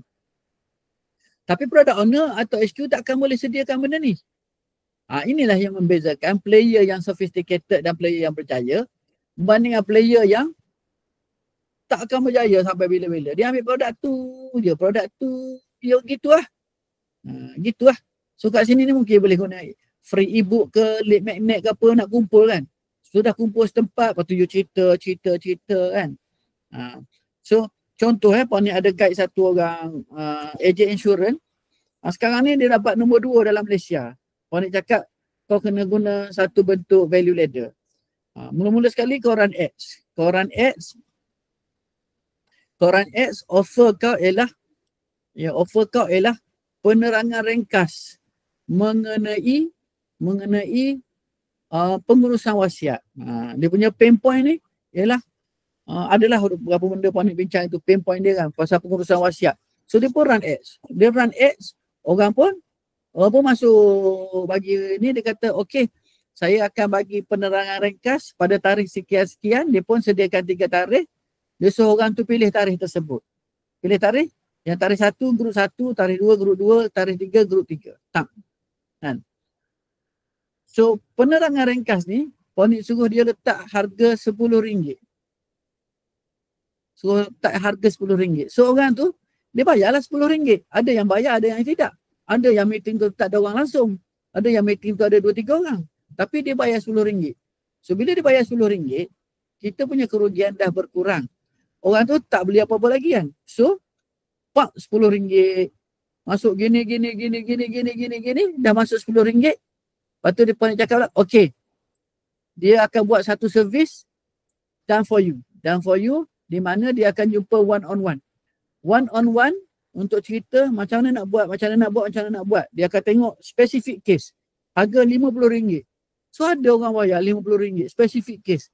Dia pun duduk, dia cerita satu. Okey, inilah yang you perlu buat. Dia cerita. So bila orang tu faham. Tapi orang tu faham ke, orang tu tak faham ke, orang tu takkan boleh buat sendiri. Dia ada servis lain pula. Done for you, dia uruskan semua sekali. Pumpang. Dan ambil terus produk daripada dia. RM2,500 setahun. Orang tu akan bayar pada dia. Dan dia dapat ramai orang disebabkan ada value ladder tersebut. So sekarang dia pun dapatlah nombor 2 dalam Malaysia. Pakai pun kereta BMW yang harga RM400,000. Sebenarnya dia nak jual yang produk akhir tu yang RM2,500 tu, tapi dia takkan boleh jual tanpa dia melalui produk-produk murah di depan terlebih dahulu. Nampak? Nampak? Nampak tak?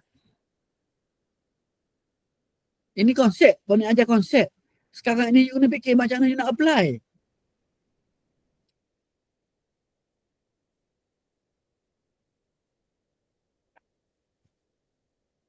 So you kena fikir macam mana you nak apply. You kena fikir macam mana you nak apply. Sebab kalau you berjaya apply, you memang akan jadi sangat-sangat sukses. Sebab kalau semua orang duduk I know, maknanya you akan bersaing. Kalau misal kata you ada produk yang khas atau satu benda khas kat depan yang you iklankan, tiba-tiba you tak ada saingan. Memang betul. Memang betul boleh pakai untuk semua jenis bisnes. Kalau you ada satu produk lain yang you buat lead kat depan untuk acquire supaya you boleh perkenalkan Aino, kan? Maka you seorang je yang ada benda ni kat depan, orang lain tak ada. Disebabkan you seorang je ada, maka you tidak ada saingan walaupun kita ada 1,000 ejen sekalipun. Faham tak?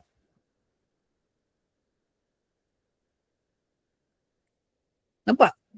Siapa nampak? Oh, aku tak pernah tahu. Kalau aku tahu macam ni. Itulah bezanya satu orang yang kreatif dan berilmu menangani persaingan yang ada. Itu ialah value ladder. Bila ada value ladder, bila dia dah masuk dalam database you, apa you boleh offer selepas ini? Apa you boleh offer selepas ini? Untuk membolehkan dia tidur nyenyak. You boleh jual bantal yang berharga 399. Bantal Ponic harga 399. Ponic memang invest kat bantal. Bantal Ponic harga 399. Selimut. Habis selimut bandel je. Pasal tak sanggup lah tengok selimut tu dah 7,800 biarlah. Sebab selimut bandel pun kualiti sama je.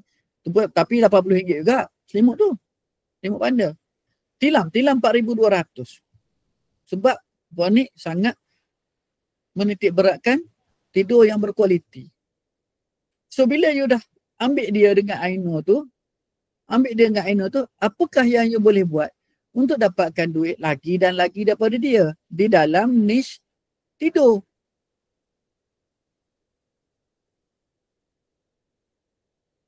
Nampak? Di sinilah you akan dapat duit. Bila satu orang pelanggan yang datang dengan you boleh perah macam-macam daripada dia. You boleh offer macam-macam daripada dia. Offer tidak berhenti. Macam you dengan Ponic, berapa kali dah you bayar duit kat Ponic? Siapa kat sini bayar duit kat Ponic dah lebih pada 1 kali atau lebih pada 2 kali atau lebih RM1,000? Siapa kat sini? Betul lah. Because there is a value ladder there.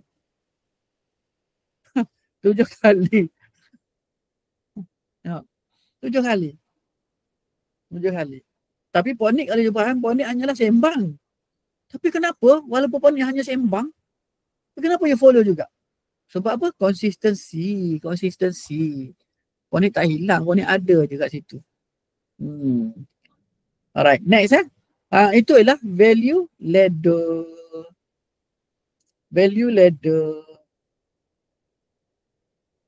Present something else. WhatsApp. Okay, kita tengok balik pada gambar tadi. Kita nak pergi. Katakan lead magnet tu free. Macam mana nak pastikan yang ambil free tu ada mindset nak membeli? Tak ada cara. Sama ada nak tahu dia ada mindset nak membeli atau tidak. Tapi daripada 1,000 orang akan ada lah orang yang nak membeli. You jangan pula ambil satu orang beli lead magnet dan you anggap satu orang tu akan beli. Tak. Mungkin 10 orang ambil lead magnet, satu orang beli. Mungkin 30 orang ambil lead magnet, satu orang beli. Well, it depends on how you put it. Tapi tak akan semua orang belilah. Kalau buat lead magnet, kecuali you buat lead magnet yang harga RM10 sebagai contoh, kos dia rendah kan. Kita panggil low ticket offer. Itu kita panggil nama dia low ticket offer. Low ticket offer. Low ticket offer ni satu kaedah yang sangat powerful juga. So sekarang ni Ponic mungkin kena buat projek low ticket offer untuk produk digital Ponic. Sebab produk yang macam tu Ponic rasa dah low tapi tak cukup low. Sebab Ponic kena kurangkan friction ketika orang nak membeli. SSBD, ya betul. SSBD. Tapi banyaklah benda nak buat. Sehingga kita jumpa tune tu nak cari MVP, minimum viable product. Itu satu usaha yang berterusan.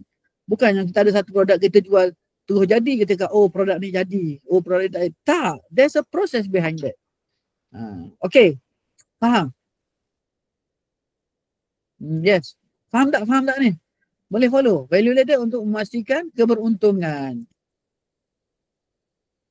Dan yang paling penting sekali ialah attractive character kat bawah ni. Attractive character. Macam mana nak hadapi kerugian-kerugian dalam proses tu?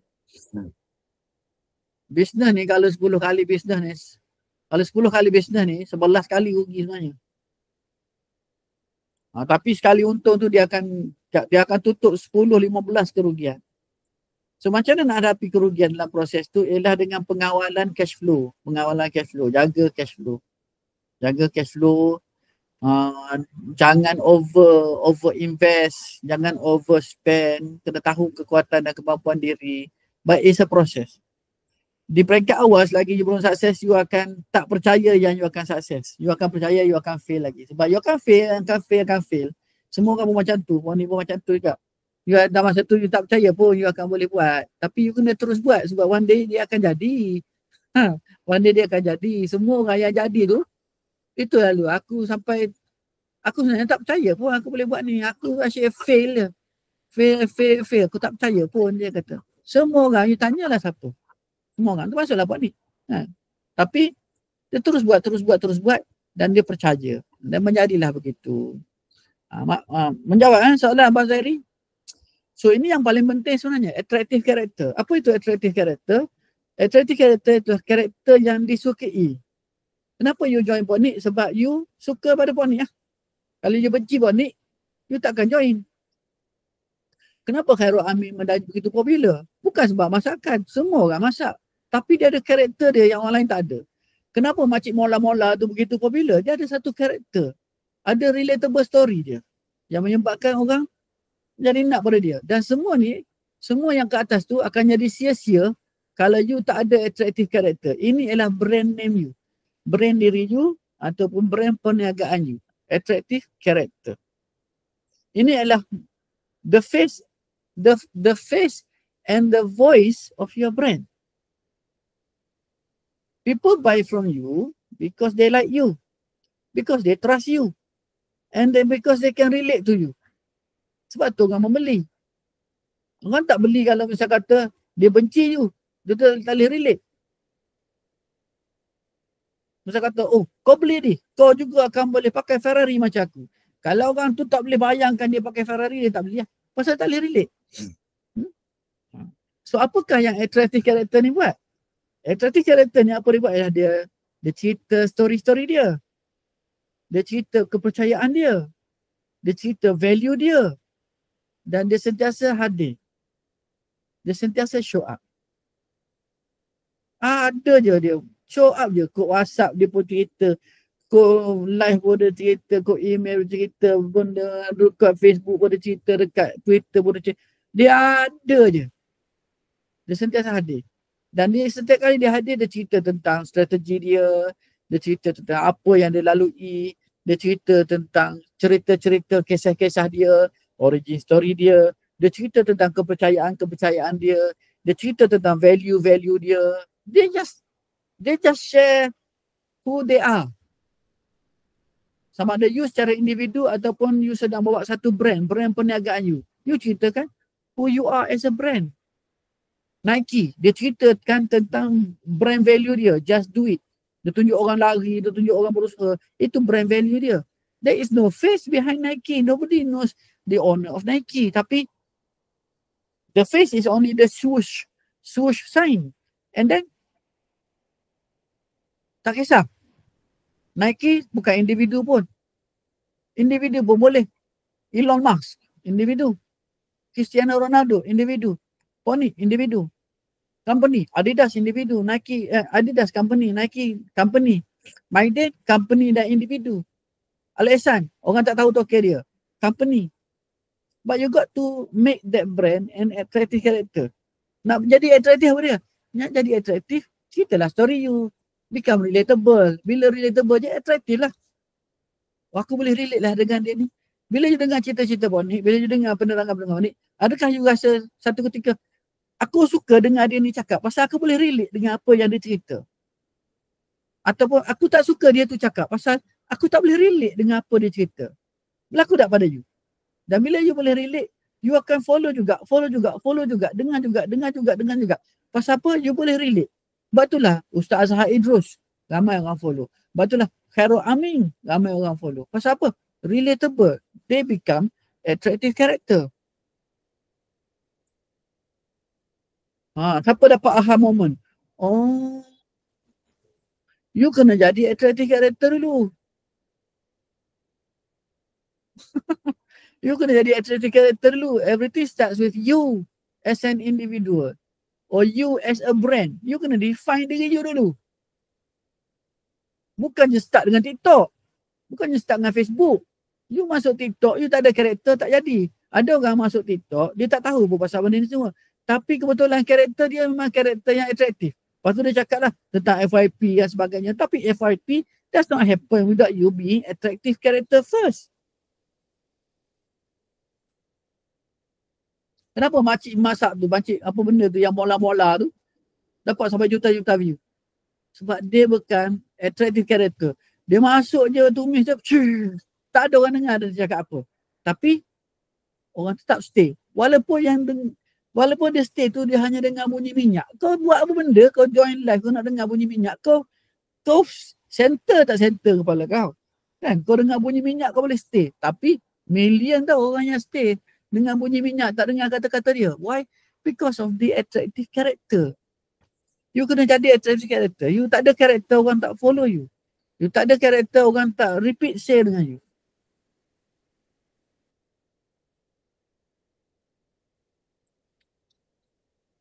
So ini psikologi lah. So kita kena relatable. Next kita kena vulnerable. Vulnerable ni maknanya orang tahu kelemahan kita. Kita tak sembunyi kelemahan kita. Kita tidak all perfect. Lepas tu kita kena original, kena authentic. Tengok Cik Yah, Cik Yah kan authentic. Khairul Amin kan authentic. So yang authentic ni kita kena ada, kita punya karakter kita, diri kita, authentic kita, brand kita tu kena authentic. Dan yang paling penting sekali, brand kita tu kena inspiring. So, kalau you ada 4 benda ni, you relatable, you vulnerable, you authentic, you inspiring, maka you akan jadi attractive character. Contoh, you tengok diri Ponik. Adakah you nampak tentang Ponik sebagai seorang relatable? Adakah you nampak Ponik sebagai seorang yang relatable dengan kehidupan you? Adakah you nampak tentang Ponik yang juga merupakan seorang yang sekadar seorang manusia yang berusaha keras dan mempunyai sebegitu banyak kelemahan-kelemahan dia. Dan dia sebenarnya struggle tapi dia berusaha keras. You nampak vulnerability dia. Adakah you nampak yang dia ni tidak cuba meniru orang, jadi seorang yang autentik? Dan adakah you nampak dia ni satu orang yang memberikan satu inspirasi kepada you? Kalau you nampak 4 benda ni dalam satu karakter, maka dia jadi satu karakter yang attractive character. Tak perlu segan bang kelemahan you. Cuma you jangan cerita yang benda-benda yang sampai mengaibkan you. Kan? Kalau bercakap you cerita you rugi apa benda, beres, tak ada masalah. Tak ada masalah. Semua orang lemah, semua orang tahu. Ada satu kajian. Ada satu kajian. Puan ni ada baca kajiannya bila macam ni, try Puan ni nak ingat balik. Dia tunjuk satu, dua, tiga individu. Satu individu ni buat kerja dengan sangat bagus. Kan? Buat kerja sangat bagus. Buat kerja dengan perfect ni. Satu individu ni, dua individu ni buat kerja dengan perfect. Bagus sangat kan. Lepas tu, individu yang pertama ni, Individu, walaupun dah perfect, pakai kemas, dah cantik semua kan. Tiba-tiba minum kopi tumpah atas baju. Dia minum kopi tumpah atas baju. Yang lagi satu ni, dia tengok je orang tu tumpah tu. Tapi dia minum dengan penuh dengan berhemah macam penuh dengan tamak ninah sebagainya, tak tumpah. Memang perfect lah. Kopi tak tumpah. Antara dua ni, siapa yang lebih disukai? A atau B? A yang tumpah tu, kerja sama-sama bagus. A yang tumpah, B yang tak tumpah. Siapa yang lebih disukai? A atau B? Cuba teka. Siapa yang lebih disukai dan siapa yang lebih dihormati? A atau B? Nah, sebab bila dia tumpah kopi, tiba-tiba dia jadi relatable. Bila dia tumpah kopi, tiba-tiba dia jadi vulnerable. Bila dia tumpah kopi dan nampak dia punya clumsy, kelam kabut nak bersihkan baju dia, dia jadi autentik. Dan bila dia ada tiga benda ni, sedangkan dalam kelemahan-kelemahan yang dia ada, dia masih boleh score perfect, maka dia jadi seorang yang inspiring.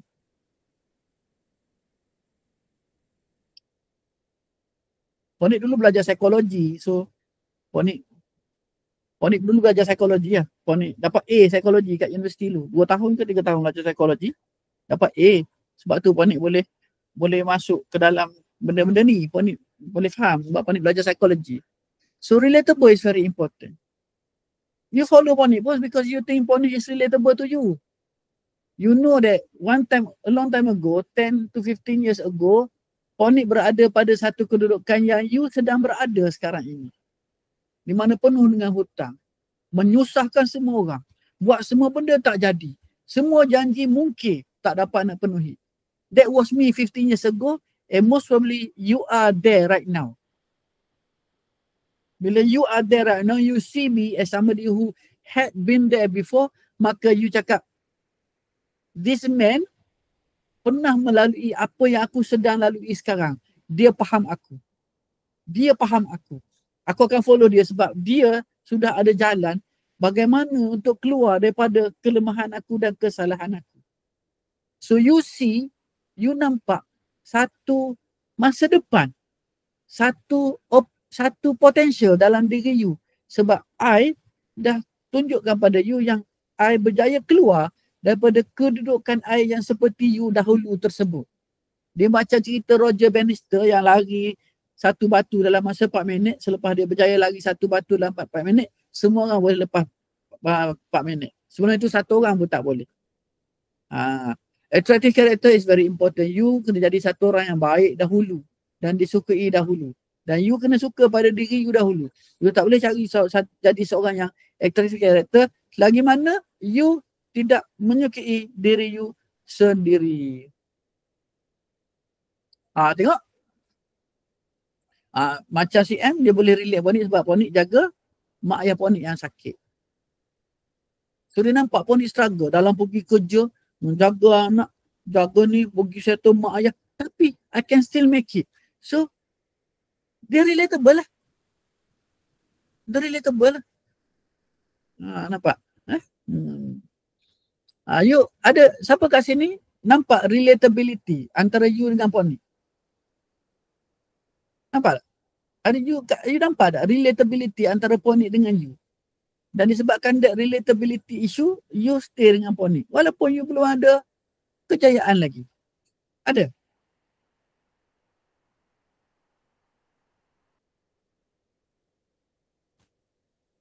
Tengok Ponik buat kerja. Ponik tak ada studio dengan bersepah-sepah tempat Ponik. This is my private space.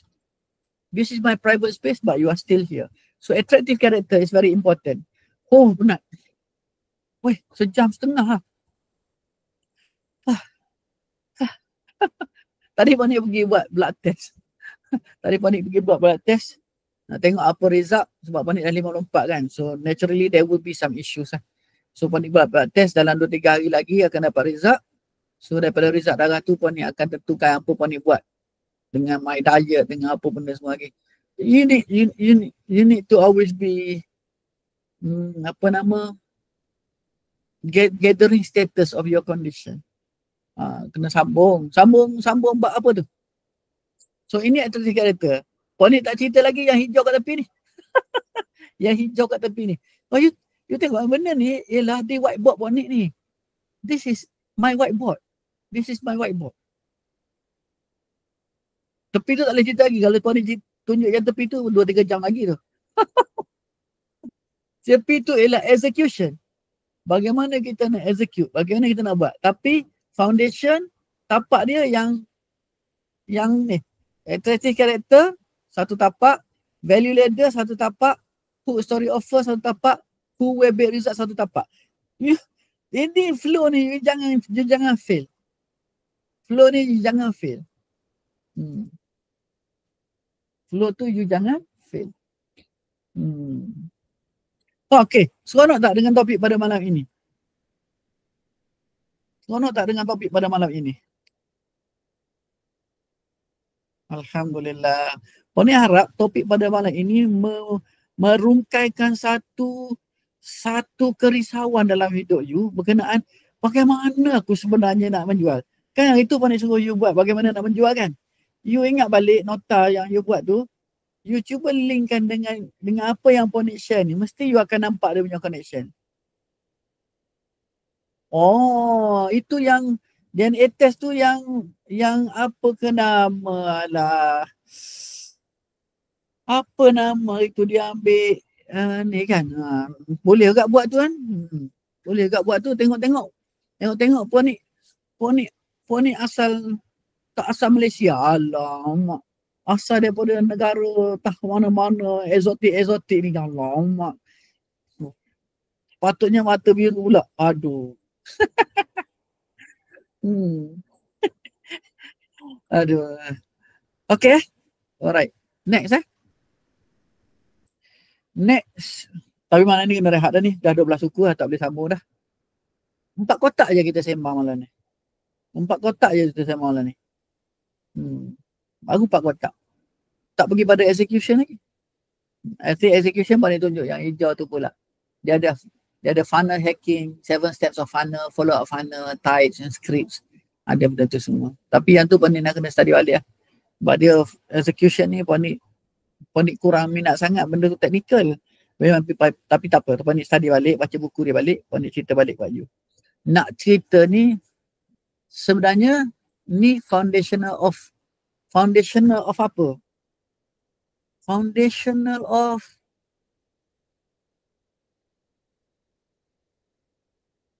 almost everything lah bang. Misal kata kalau you nak jadi seorang bapa yang baik kan, siapa target market you? Anak-anak you. Dekat mana dia orang? Apakah bait untuk dia orang? Apakah result yang dia orang nak? Apakah hook story offer you nak bagi pada anak-anak you? Apa beza bait and hook? Hook tu duduk dalam message. Bait tu ialah umpan-umpan yang sesuai untuk dia orang. So bait tu kita masukkan sebagai hook dalam message tu.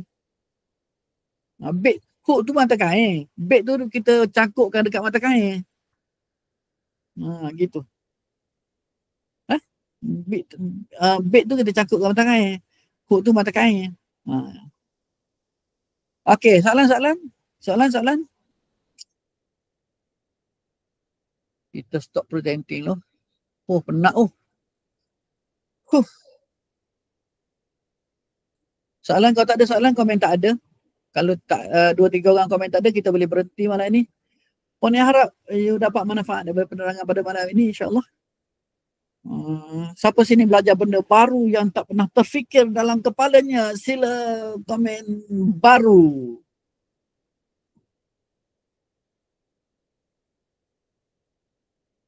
Ini akan membuka satu perspektif baru dalam pemikiran you, insyaAllah. Ini akan buka satu perspektif baru dalam pemikiran you. Ini ialah ilmu daripada Russell Brunson. Russell Brunson, ClickFunnels. You search dalam YouTube, Russell Brunson. Nanti you akan jumpa satu penerangan yang jauh lagi mendalam dan lebih detail pasal benda ni. Dan benda itu adalah satu benda yang sangat-sangat mengujakan bagi orang yang sedang mencari penyelesaian dalam bentuk penjualan. Boleh terus jual. Kalau macam susah sangat nak jual, friction terlalu tinggi, buat low ticket offer. Kalau friction tinggi, kita buat je low ticket offer. Kadang-kadang kita buat Kita buat free offer lagi kalau terlalu tinggi friction. Pon ni ada produk macam banyak kali dah jadi pada pon ni. Sampai 4-5 ribu pun sale pun berapa, RM100, RM200. Gitu lah. Itu sebenarnya kita kena set up funnel je. Set up apakah low ticket offer dia, apakah front offer dia, supaya dia masuk, dia masuk tu ada certain agreement dari masuk tu. Dia ada tindakan dah daripada dia. Selain daripada kita pergi kepada 100% go semata-mata. Okay? Soalan-soalan?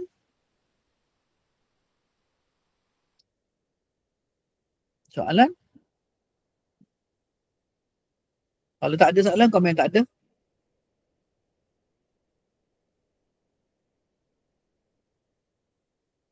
Who tu boleh ke segmen berlainan? Contoh ibu dan budak. Kalau you tukar who, maka hook story offer tu akan tukar juga. Value ladder tu pun akan bertukar juga. Sebab sesuatu yang value pada mak berbeza dengan value pada budak. Nampak tak? Sesuatu yang menarik pada mak berbeza dengan sesuatu yang menarik pada budak. Dia punya bait tu berbeza. Dia punya result pada budak berbeza. Dia punya wear tu pun berbeza kan. Sebab orang yang berbeza kan. Okay. Lagi soalan?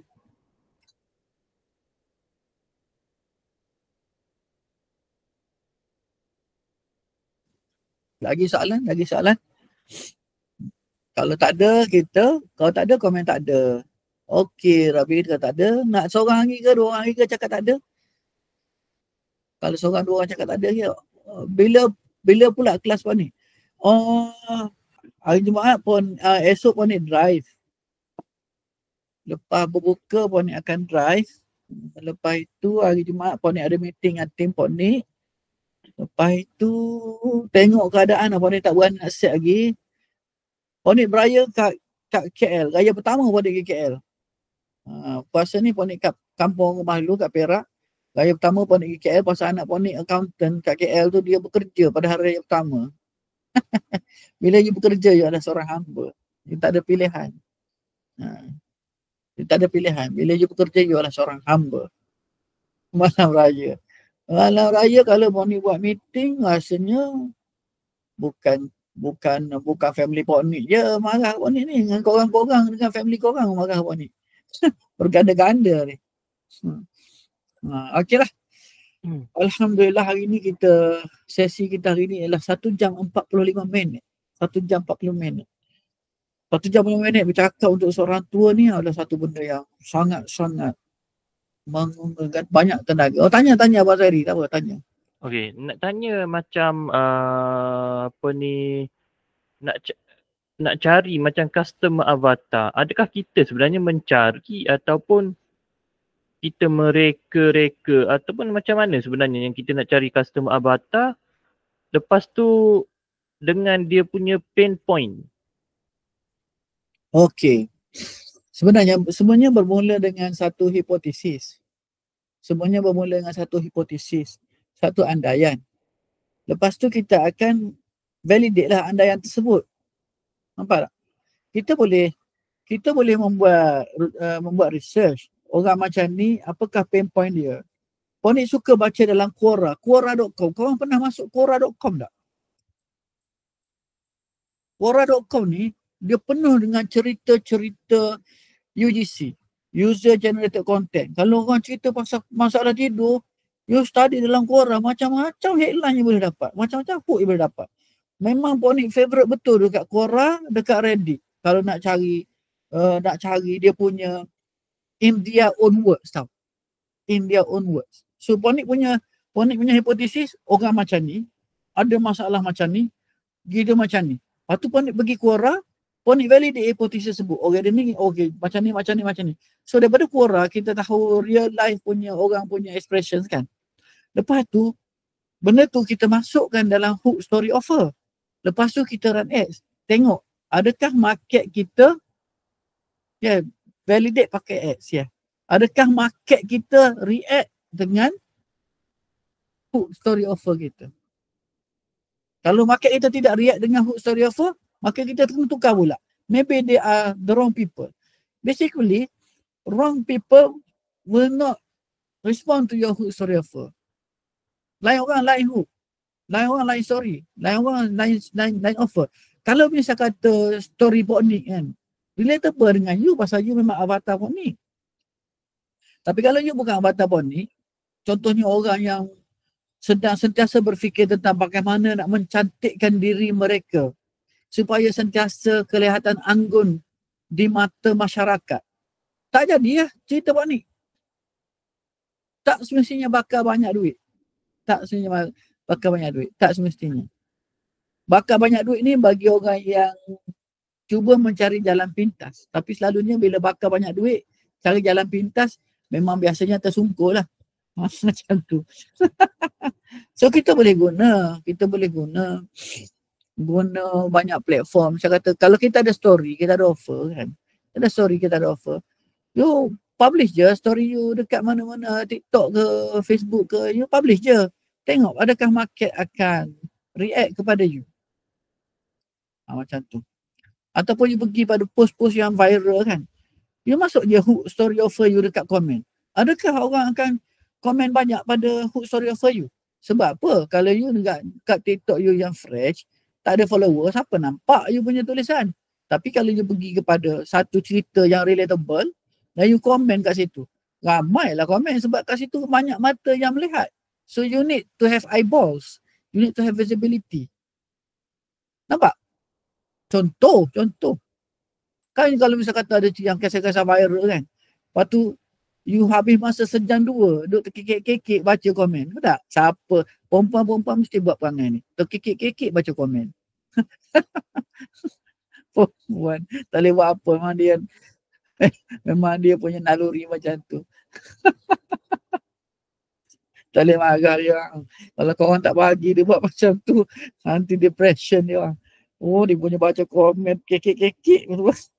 Layan je lah. Macam mana nak buat hidup dia kan. Okay. Abang Zahri dah terjawab soalan you. Dan macam mana nak tahu produk tu betul-betul solusi pada pain point tu? Macam mana nak tahu produk tu betul-betul solution pada pain point tu? Bila orang yang ada pain tu, you offer produk tu, dan dia beli, dan dia pakai, dan ada transformasi. Memang solution lah. Ada transformasi berlaku. Ada produk, dia beli tapi tak berlaku transformasi. Bermakna, dia bukan solution untuk pain point tu. Solution untuk benda lain lah. Yes, bila settle masalah. Lagi?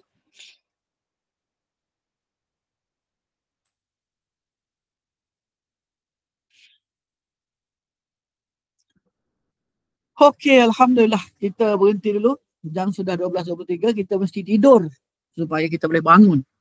Mesti tidur supaya kita boleh bangun. Bagi memberkati majlis kita, marilah kita tangguh. Dengan bacaan tasbih kafarah dan surah Wal-As. Subhanakallah wa bihamdika asyhadu an la ilaha illa anta astaghfiruka wa atubu ilaik. Bismillahirrahmanirrahim.